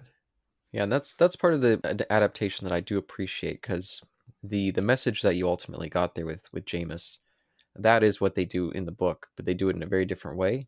And so I appreciate how they meld that in with the prescience, since we don't really get to see too much of it in these movies. I thought that was a really unique way to ultimately get to the same point. Yeah. And I thought that was really cool. And I liked that he went back to him in this when he finally was like, okay, I feel like I have to go to the South. He reaches back to those potential future that he could have had with Jameis to try to find more answers. I thought that was a really great way to tie in that had such a strong impact on him. Mm. His first teacher of the desert. So I like that. And I didn't realize that it was Babs Elusa Moken. I always forget to say his name from Star Trek Oh, yeah, yeah. Strange New Worlds. I didn't realize that back when I first saw it. Oh my gosh. What's his character's name? Mbenga. Yeah, and Benga. Dr. Mbenga. And also, if you notice, well, I brought this up on Romulans Bearing Gifts, but in part one of Dune, he's using something more similar to his natural voice, as Yeah, opposed to the accent that he puts on when he plays the Mbenga character. definitely noticed that. And it's really cool now because I learned sometime after part one, oh, Mbenga was in Dune part one. Oh, so I've known it for at least a year now, but didn't know it at the time. And now that I know, because of being into Strange New Worlds, that he has a background in fighting and martial arts, like it just makes even more sense why they cast him in that role in the first place. Oh, and I guess we couldn't leave this discussion without discussing that knife battle with Paul in Fate Ralpha. That was Oh it yeah. was great. Well, right before we get to that, oh, never mind. I'll ask after we get into this. Yeah, no, I love the way they filmed it. It wasn't too up close, wasn't too quick cut. They had a lot of really good pulled back shots. I don't know how much the actors did of their own stunts, but it looked pretty convincing that they were doing a lot of it.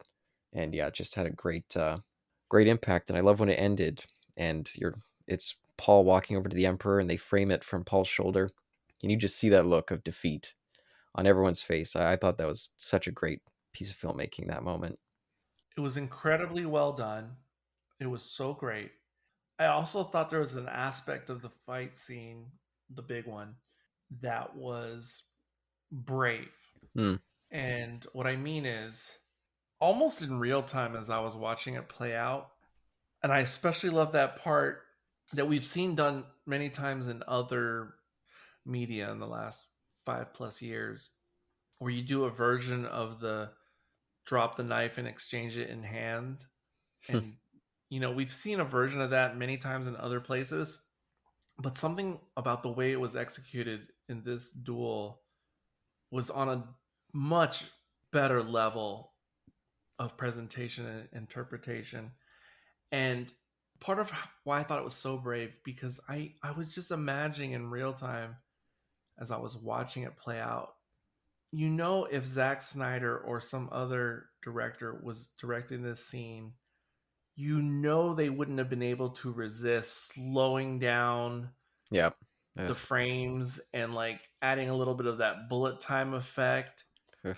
even if it was subtle. You just know so many directors would have been too tempted. And Villeneuve didn't do that at all. Like it just happened in real time. Like it just is what it is. And to have such a cool move and not treat it like it's so special, like pay attention, Yeah. but it's just part of everything else. I thought that was so brave. And it's such a simple move. It's like a perfect example of less is more. And that's just kind of a good way to describe. I mean, for me to focus, to highlight that one moment is kind of like my overall feeling about why the whole scene, the whole duel works so incredibly well. It just makes you feel like it's the difference in attending a real fight like UFC or boxing, attending it in person and just watching it in real time with your own eyes versus watching a movie version with heightened reality. Mm. And so it makes it feel more real, not like a documentary, but almost like you're ringside and just viewing it yourself. Is absolutely incredible. And you had mentioned, I can't remember if this was on the podcast before we started, but obviously there's a lot more action in part two versus part one. But Yeah. and you talked about, I guess, how you maybe tune out a bit during some of the actiony bits. Not I, sir, not I. And I know that usually happens to me, especially like in Transformer movies and other movies, where I just completely tune out when the crazy ballet esque fighting starts happening and the over the top choreography, but not in this movie.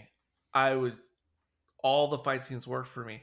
But the question I was getting to a little bit earlier was just the overall final battle and assault on the capital ship. Did it go too quickly, and or was it too easy how the Fremen overtook the Harkonnen, the Sardaukar, or whatever? Was it a little bit too quick? Because like you're waiting for that moment the whole time, whether you've read the book or not. You're waiting for the big fight, and it's like in this aspect, it makes it sound really good, but it's the complete antithesis of like the final showdown with Thanos in Endgame. It's the complete antithesis of that. But Yeah. Endgame comparisons aside, was it too quick? Was it so fast you didn't get to enjoy it, or did you personally not even care because you didn't care to enjoy it anyway? That part, I mean. I think they maybe went a little bit too long with just stepping outside of the main conflict and going over to the Beast Raban's confrontation with Gurney Halleck. That's the stuff where I was kind of like, I don't know if we necessarily needed that. I mean, I guess it was satisfying to see that he got his revenge on Raban, but otherwise, I think it was all handled with just enough screen time. I don't think it needed to go any longer than what we got. The only thing I'll say about Raban is I just kept hoping and thinking that in this version he was going to get decapitated at some point and his head would be on a spike. Like for some reason I just wanted that to be realized at some moment and it never was. But did you know about the casting for Aaliyah before you saw it in the movie? I saw that she was going to be in it. That at least Anya Taylor-Joy would be in the movie, and I was like, oh, I didn't know that, but I didn't know which character. I mean, when she appeared, I was like, oh, I didn't expect that, but that's cool, and I'm glad that she's going to be in the next movie because I was curious who they were going to cast, and I think that she's a decent choice for that role. I had no idea she was going to have involvement in Dune. I had no idea because even a year, 2 years ago, I would just look at the cast updates Hmm. that was known or rumored for Dune Part Two, and I would just always be looking, and they never had anybody for Aaliyah. Hmm. Like I'd see the other characters and other actors, and it was always blank. At least the last time I looked, which was probably several months ago, and I didn't see it coming. I didn't know she had any involvement. As soon as I saw her, I obviously recognized her, and I just thought, "Yep, I'm good with this. Yep, it's all good." Now it was a little bit strange for me because I kept expecting Aaliyah to be born at some point. Kept expecting it because I kept expecting that she's going to kill the Baron. I just assumed that's what was going to happen, some way, somehow, and of course it didn't. And at first, I didn't know what to think about that, but it didn't take me long after getting out of the movie and thinking about it that, yeah, you know what? I'm fine with this too. This is perfectly fine. This works. And even though we obviously don't really get Aaliyah, and we only get a bit of Irulan, and we only get a bit of the Emperor, I have a feeling that in the next movie, to some degree, Villeneuve is going to do what he kind of did with Stilgar and Chani in the previous movie. Like they're just kind of there. They're very underutilized. They're very not malformed, but just unformed in just part one. And I kind of think that's what he's doing with certain characters in part two. And I think they're going to really come into their own in some type of way in part three. Well, it depending on how close he adapts the next book, then yeah, you're very much correct. At least on most of those people you mentioned. I'm also curious because if I had to guess right now, just on a gut feeling, just on a whim, I feel like okay. So again, part one, not too much divergence from source material. Well, quite a bit. Part two, much more significant divergence from the source material. True. I almost feel like there's going to be even more divergence in the third. Clearly, yeah. From how they've left it, yeah, huge differences, I'm sure. Yeah, and I don't even know the details of what's supposed to happen in book two or three. But I think Villeneuve is going to continue to express the meaning or significance of the source material, but deliver it in a much more different way than originally written. Yeah, and I do just want to say, and I don't have too much time left, but if there was, I didn't mind that they didn't have Aaliyah show up in the movie or kill the Baron. I was okay with that change. But there is something that just feels a little bit strange to know that this movie, maybe from the first one to this one, is maybe only about 6 months. Mm-hmm. Something about that does feel a little bit strange that they were able to, because in the book it is multiple years. Yes. So it, yeah, and they never mention in this that Jessica and Paul are training the Fremen. So, Yeah, I think in this alternate universe, and I didn't want to make this comparison earlier because it's a weak comparison. I just couldn't think how else to express it, and it's a very inaccurate and unsatisfying comparison. But after seeing part two, I'm starting to think of the Villeneuve Dune as being like J.J. Abrams' Star Trek oh no, Kelvin timeline versus the original Star Trek crew and cast. I know it's an extremely flawed and imperfect comparison. I knew you were gonna say it. The only takeaway I want though to express is that I am feeling like this is like a alternate universe take on the source material. Oh, of course, yeah. Yeah, but I mean, I'm not talking about quality or what's more true to the characters. I'm just saying, just like J.J. Abrams is, yes, these are supposedly the same characters, yada yada yada, but it's clearly an alternate universe, alternate timeline, and that's basically how I'm viewing this Dune now. And things were more similar in the first, but I think the divergence will continue to separate itself as we go further, and it's just the biggest contrast, of course, to J.J. Abrams' take on Star Trek is that it's going to end up being a lot more satisfying at the end, I believe, with Denis Villeneuve's alternate interpretation. Yeah, already 2 films in, much more satisfying than what we got with the J.J. Abrams. Oh, So, extremely more satisfying. So yeah, so right now I'm okay with these changes because if they pay off ultimately, I will not have much issue with them at all. yeah, and again, to contrast myself from the Dune purists who are furious, these aren't replacing the books. I'm sure I'll still reach for the book much more than I'll reach for these. So I'm, I'm okay with the changes too. For what it is. It also reminds me of the earlier seasons of Game of Thrones when it was still really good, but when we already had changes, Hmm. at that point. And when Game of Thrones was still good before they got into uncharted territory, it was like the changes were fine. Like it streamlined things, it simplified things. You obviously couldn't do the books verbatim on screen. So it reminds me of when Game of Thrones was good. Like, yeah, they changed a bunch of stuff, and there was stuff you didn't see coming if you had read the books, and it was fun and cool and made it more interesting. And that's the other reason why I found part two much more interesting than part one, because in part one I was rarely surprised throughout the runtime, but in part two, once I started to sense the changes that were happening, it started to make me think, wait, what is going to happen? Because if Aaliyah's not born and she's obviously not going to kill the Baron, then is it going to be Paul? Is it going to be somebody else? Like what? So that's another reason why I think the changes were good in general, because it started to make me feel like a first timer. You know what I mean? Hmm. Like I don't know what's going to happen. There was a lot of things I didn't know. Like what was going to happen here? Um, and I guess one of the final things I'll bring up because we're running out of time.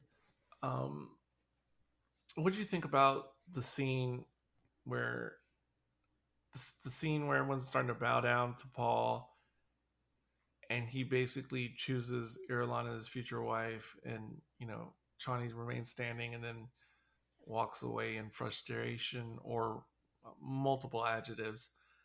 Well, yeah, what do you just think about that in general? Hmm. I wish that the movie ended in a way where it felt more complete. It does feel like they kind of leave it on a cliffhanger again. Oh, yeah, they do for sure. But overall, the conflict, I thought that they for this very different version of it, I think it is interesting, and I'm curious to see how they explore it going forward. I just wish they maybe would have left it on a more definite note for these two. But otherwise, I was happy with it.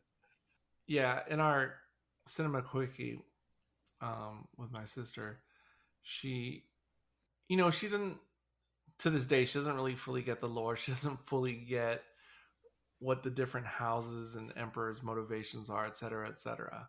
So she's just getting like the baseline takeaway from watching the movie one time and hardly remembering part one. And that scene so stuck out to her, and it so bothered her and incensed her.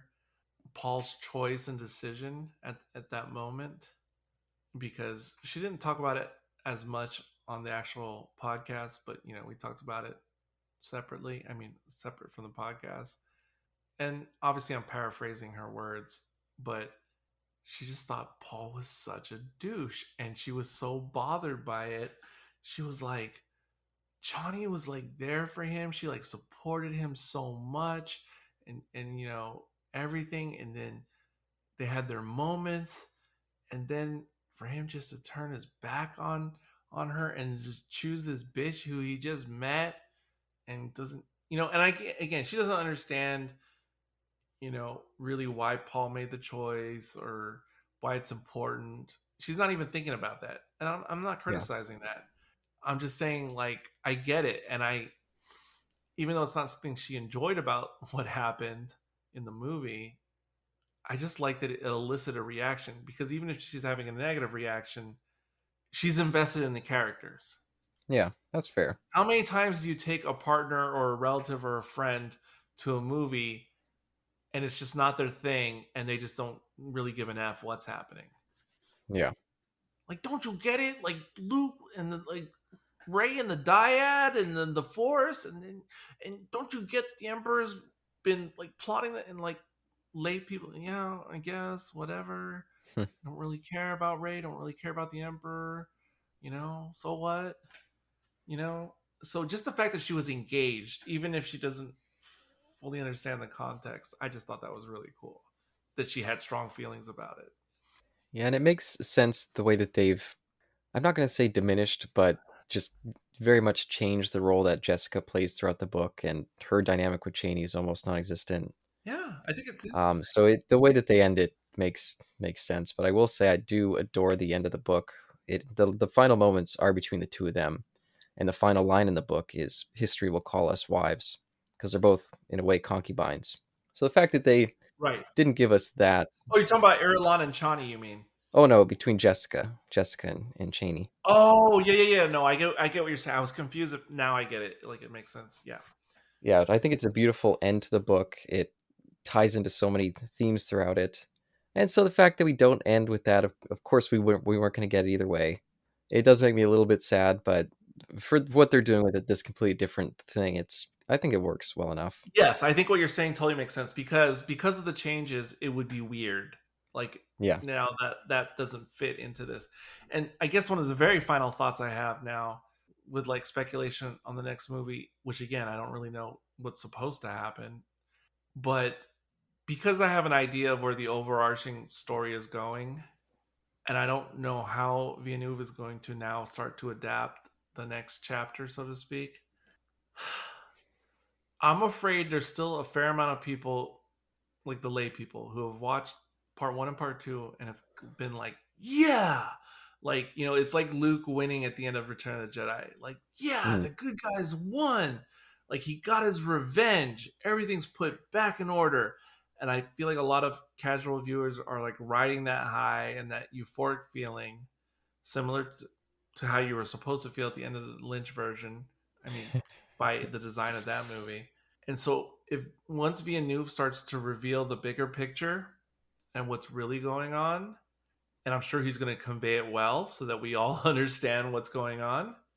I wonder if people are going to feel like this sense of betrayal from the story writer or the filmmaker.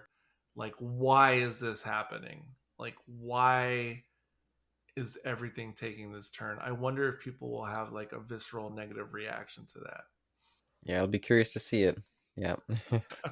I don't know. I think probably part of his calculus of making these changes now is because, again, in my perfect world of the future with part three, he's going to somehow change it up enough that the turn is going to make more sense to more people, like a wider audience.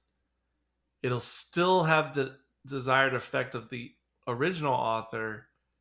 It'll just be a more palatable pill to swallow, I think, is what Villeneuve is trying to construct behind the scenes before we actually see the final product. It's just my guess. Well, I think the way they handled the turn in this movie, I thought was well done. And maybe I'm just too informed, and yeah, maybe some people are, like you said, are still missing it. But the line Oh, when they say, "Oh, the Lanzarote's not accepting your ascendancy," and he says, "Then go to paradise." Or take him to paradise. I can't remember exactly what the line is. Just the bitterness in Chalamet's performance. Like he's accepted. Okay, the jihad it's here, it's now, and I just have to play my role. And I thought that was a really well done moment of performance. so we're gonna kind of start to close it out. Caleb, you don't have to rate it, but everyone should already know that I'm giving it 5++ out of 5.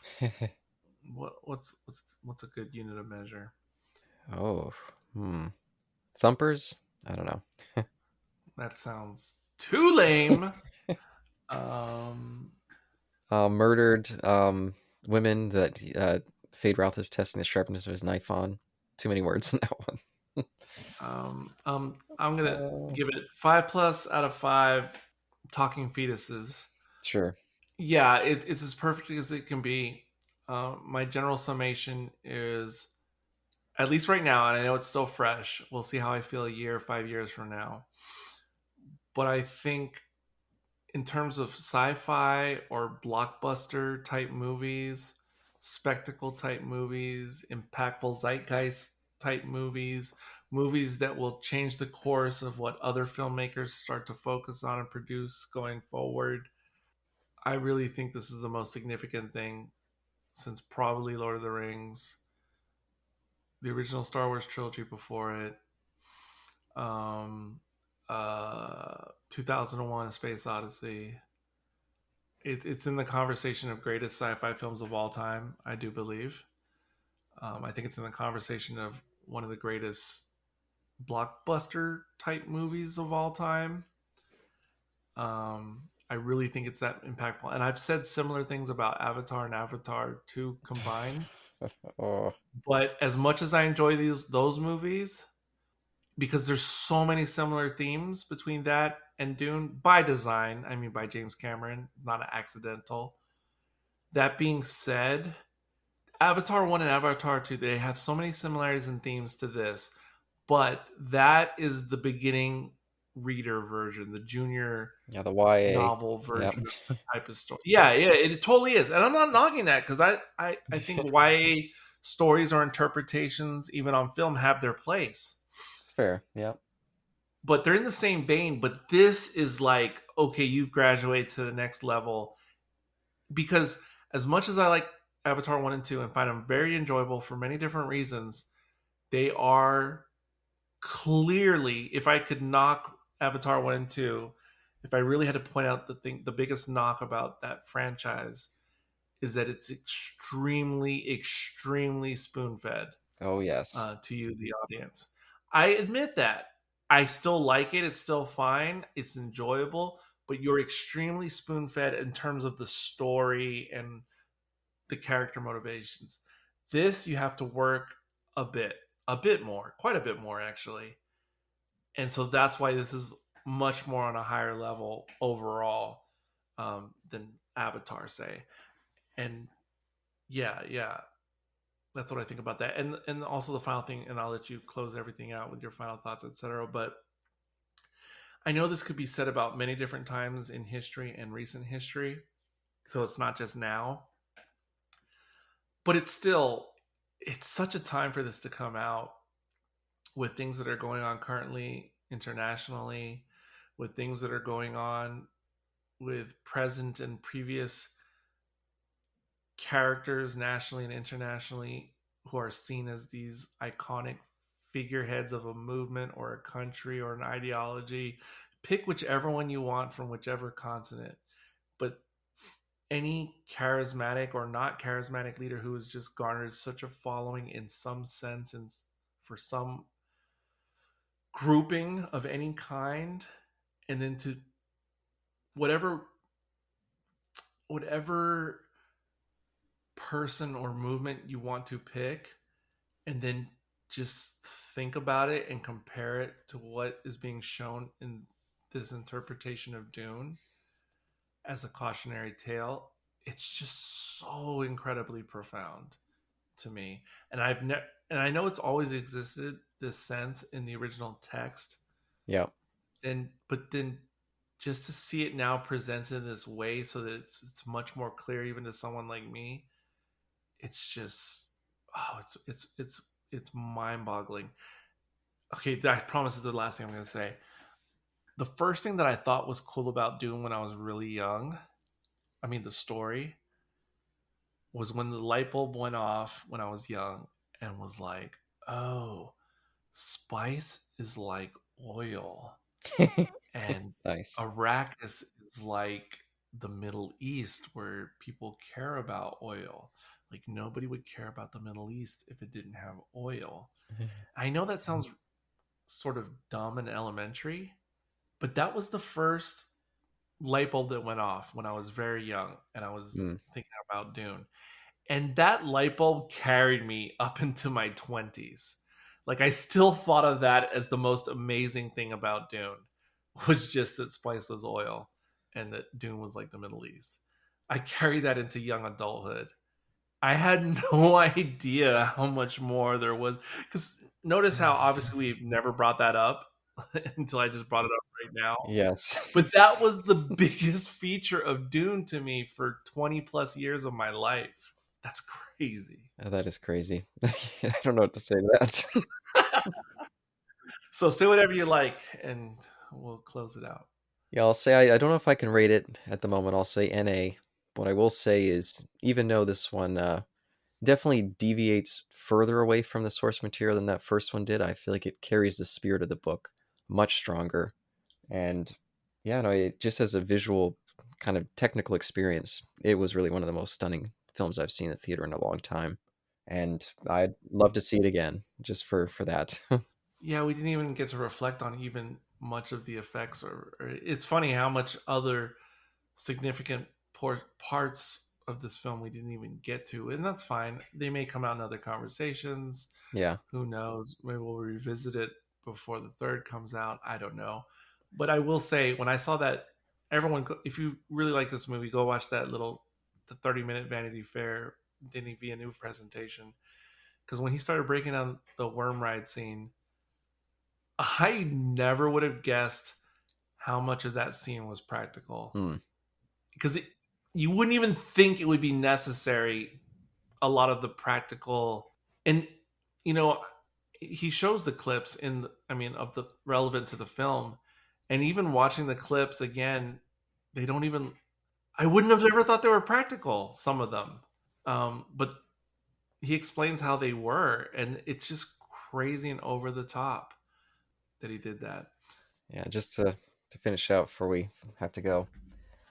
Yeah, I really appreciate the fact that this movie could give you so many new thoughts, so many different experiences with the Dune overall universe. I think that's partially why I had less of an impact with it, because so much of that stuff is already pre-baked into the.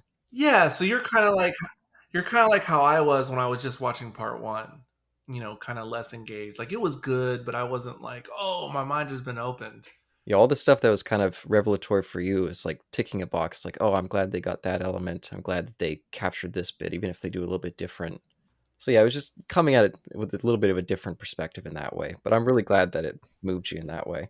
Oh, extremely, extremely. So, I mean, stay tuned. I have no idea what's coming next on this feed. I basically never know what's coming next on this feed. But until then, closing out the show today, this is Eric. And this is Caleb. And until next time, the balcony is yours.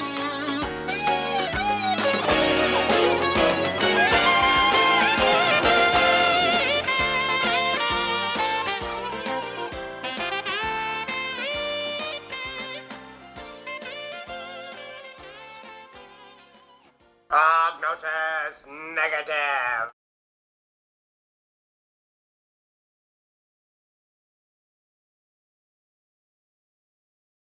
I had learned several months back, I had read some article about the making of Dune 1, and it absolutely blew my mind. And I wasn't sure if you're aware of it or if you have any thoughts on it, or maybe it's just because I'm a tech geek on certain things, certain aspects.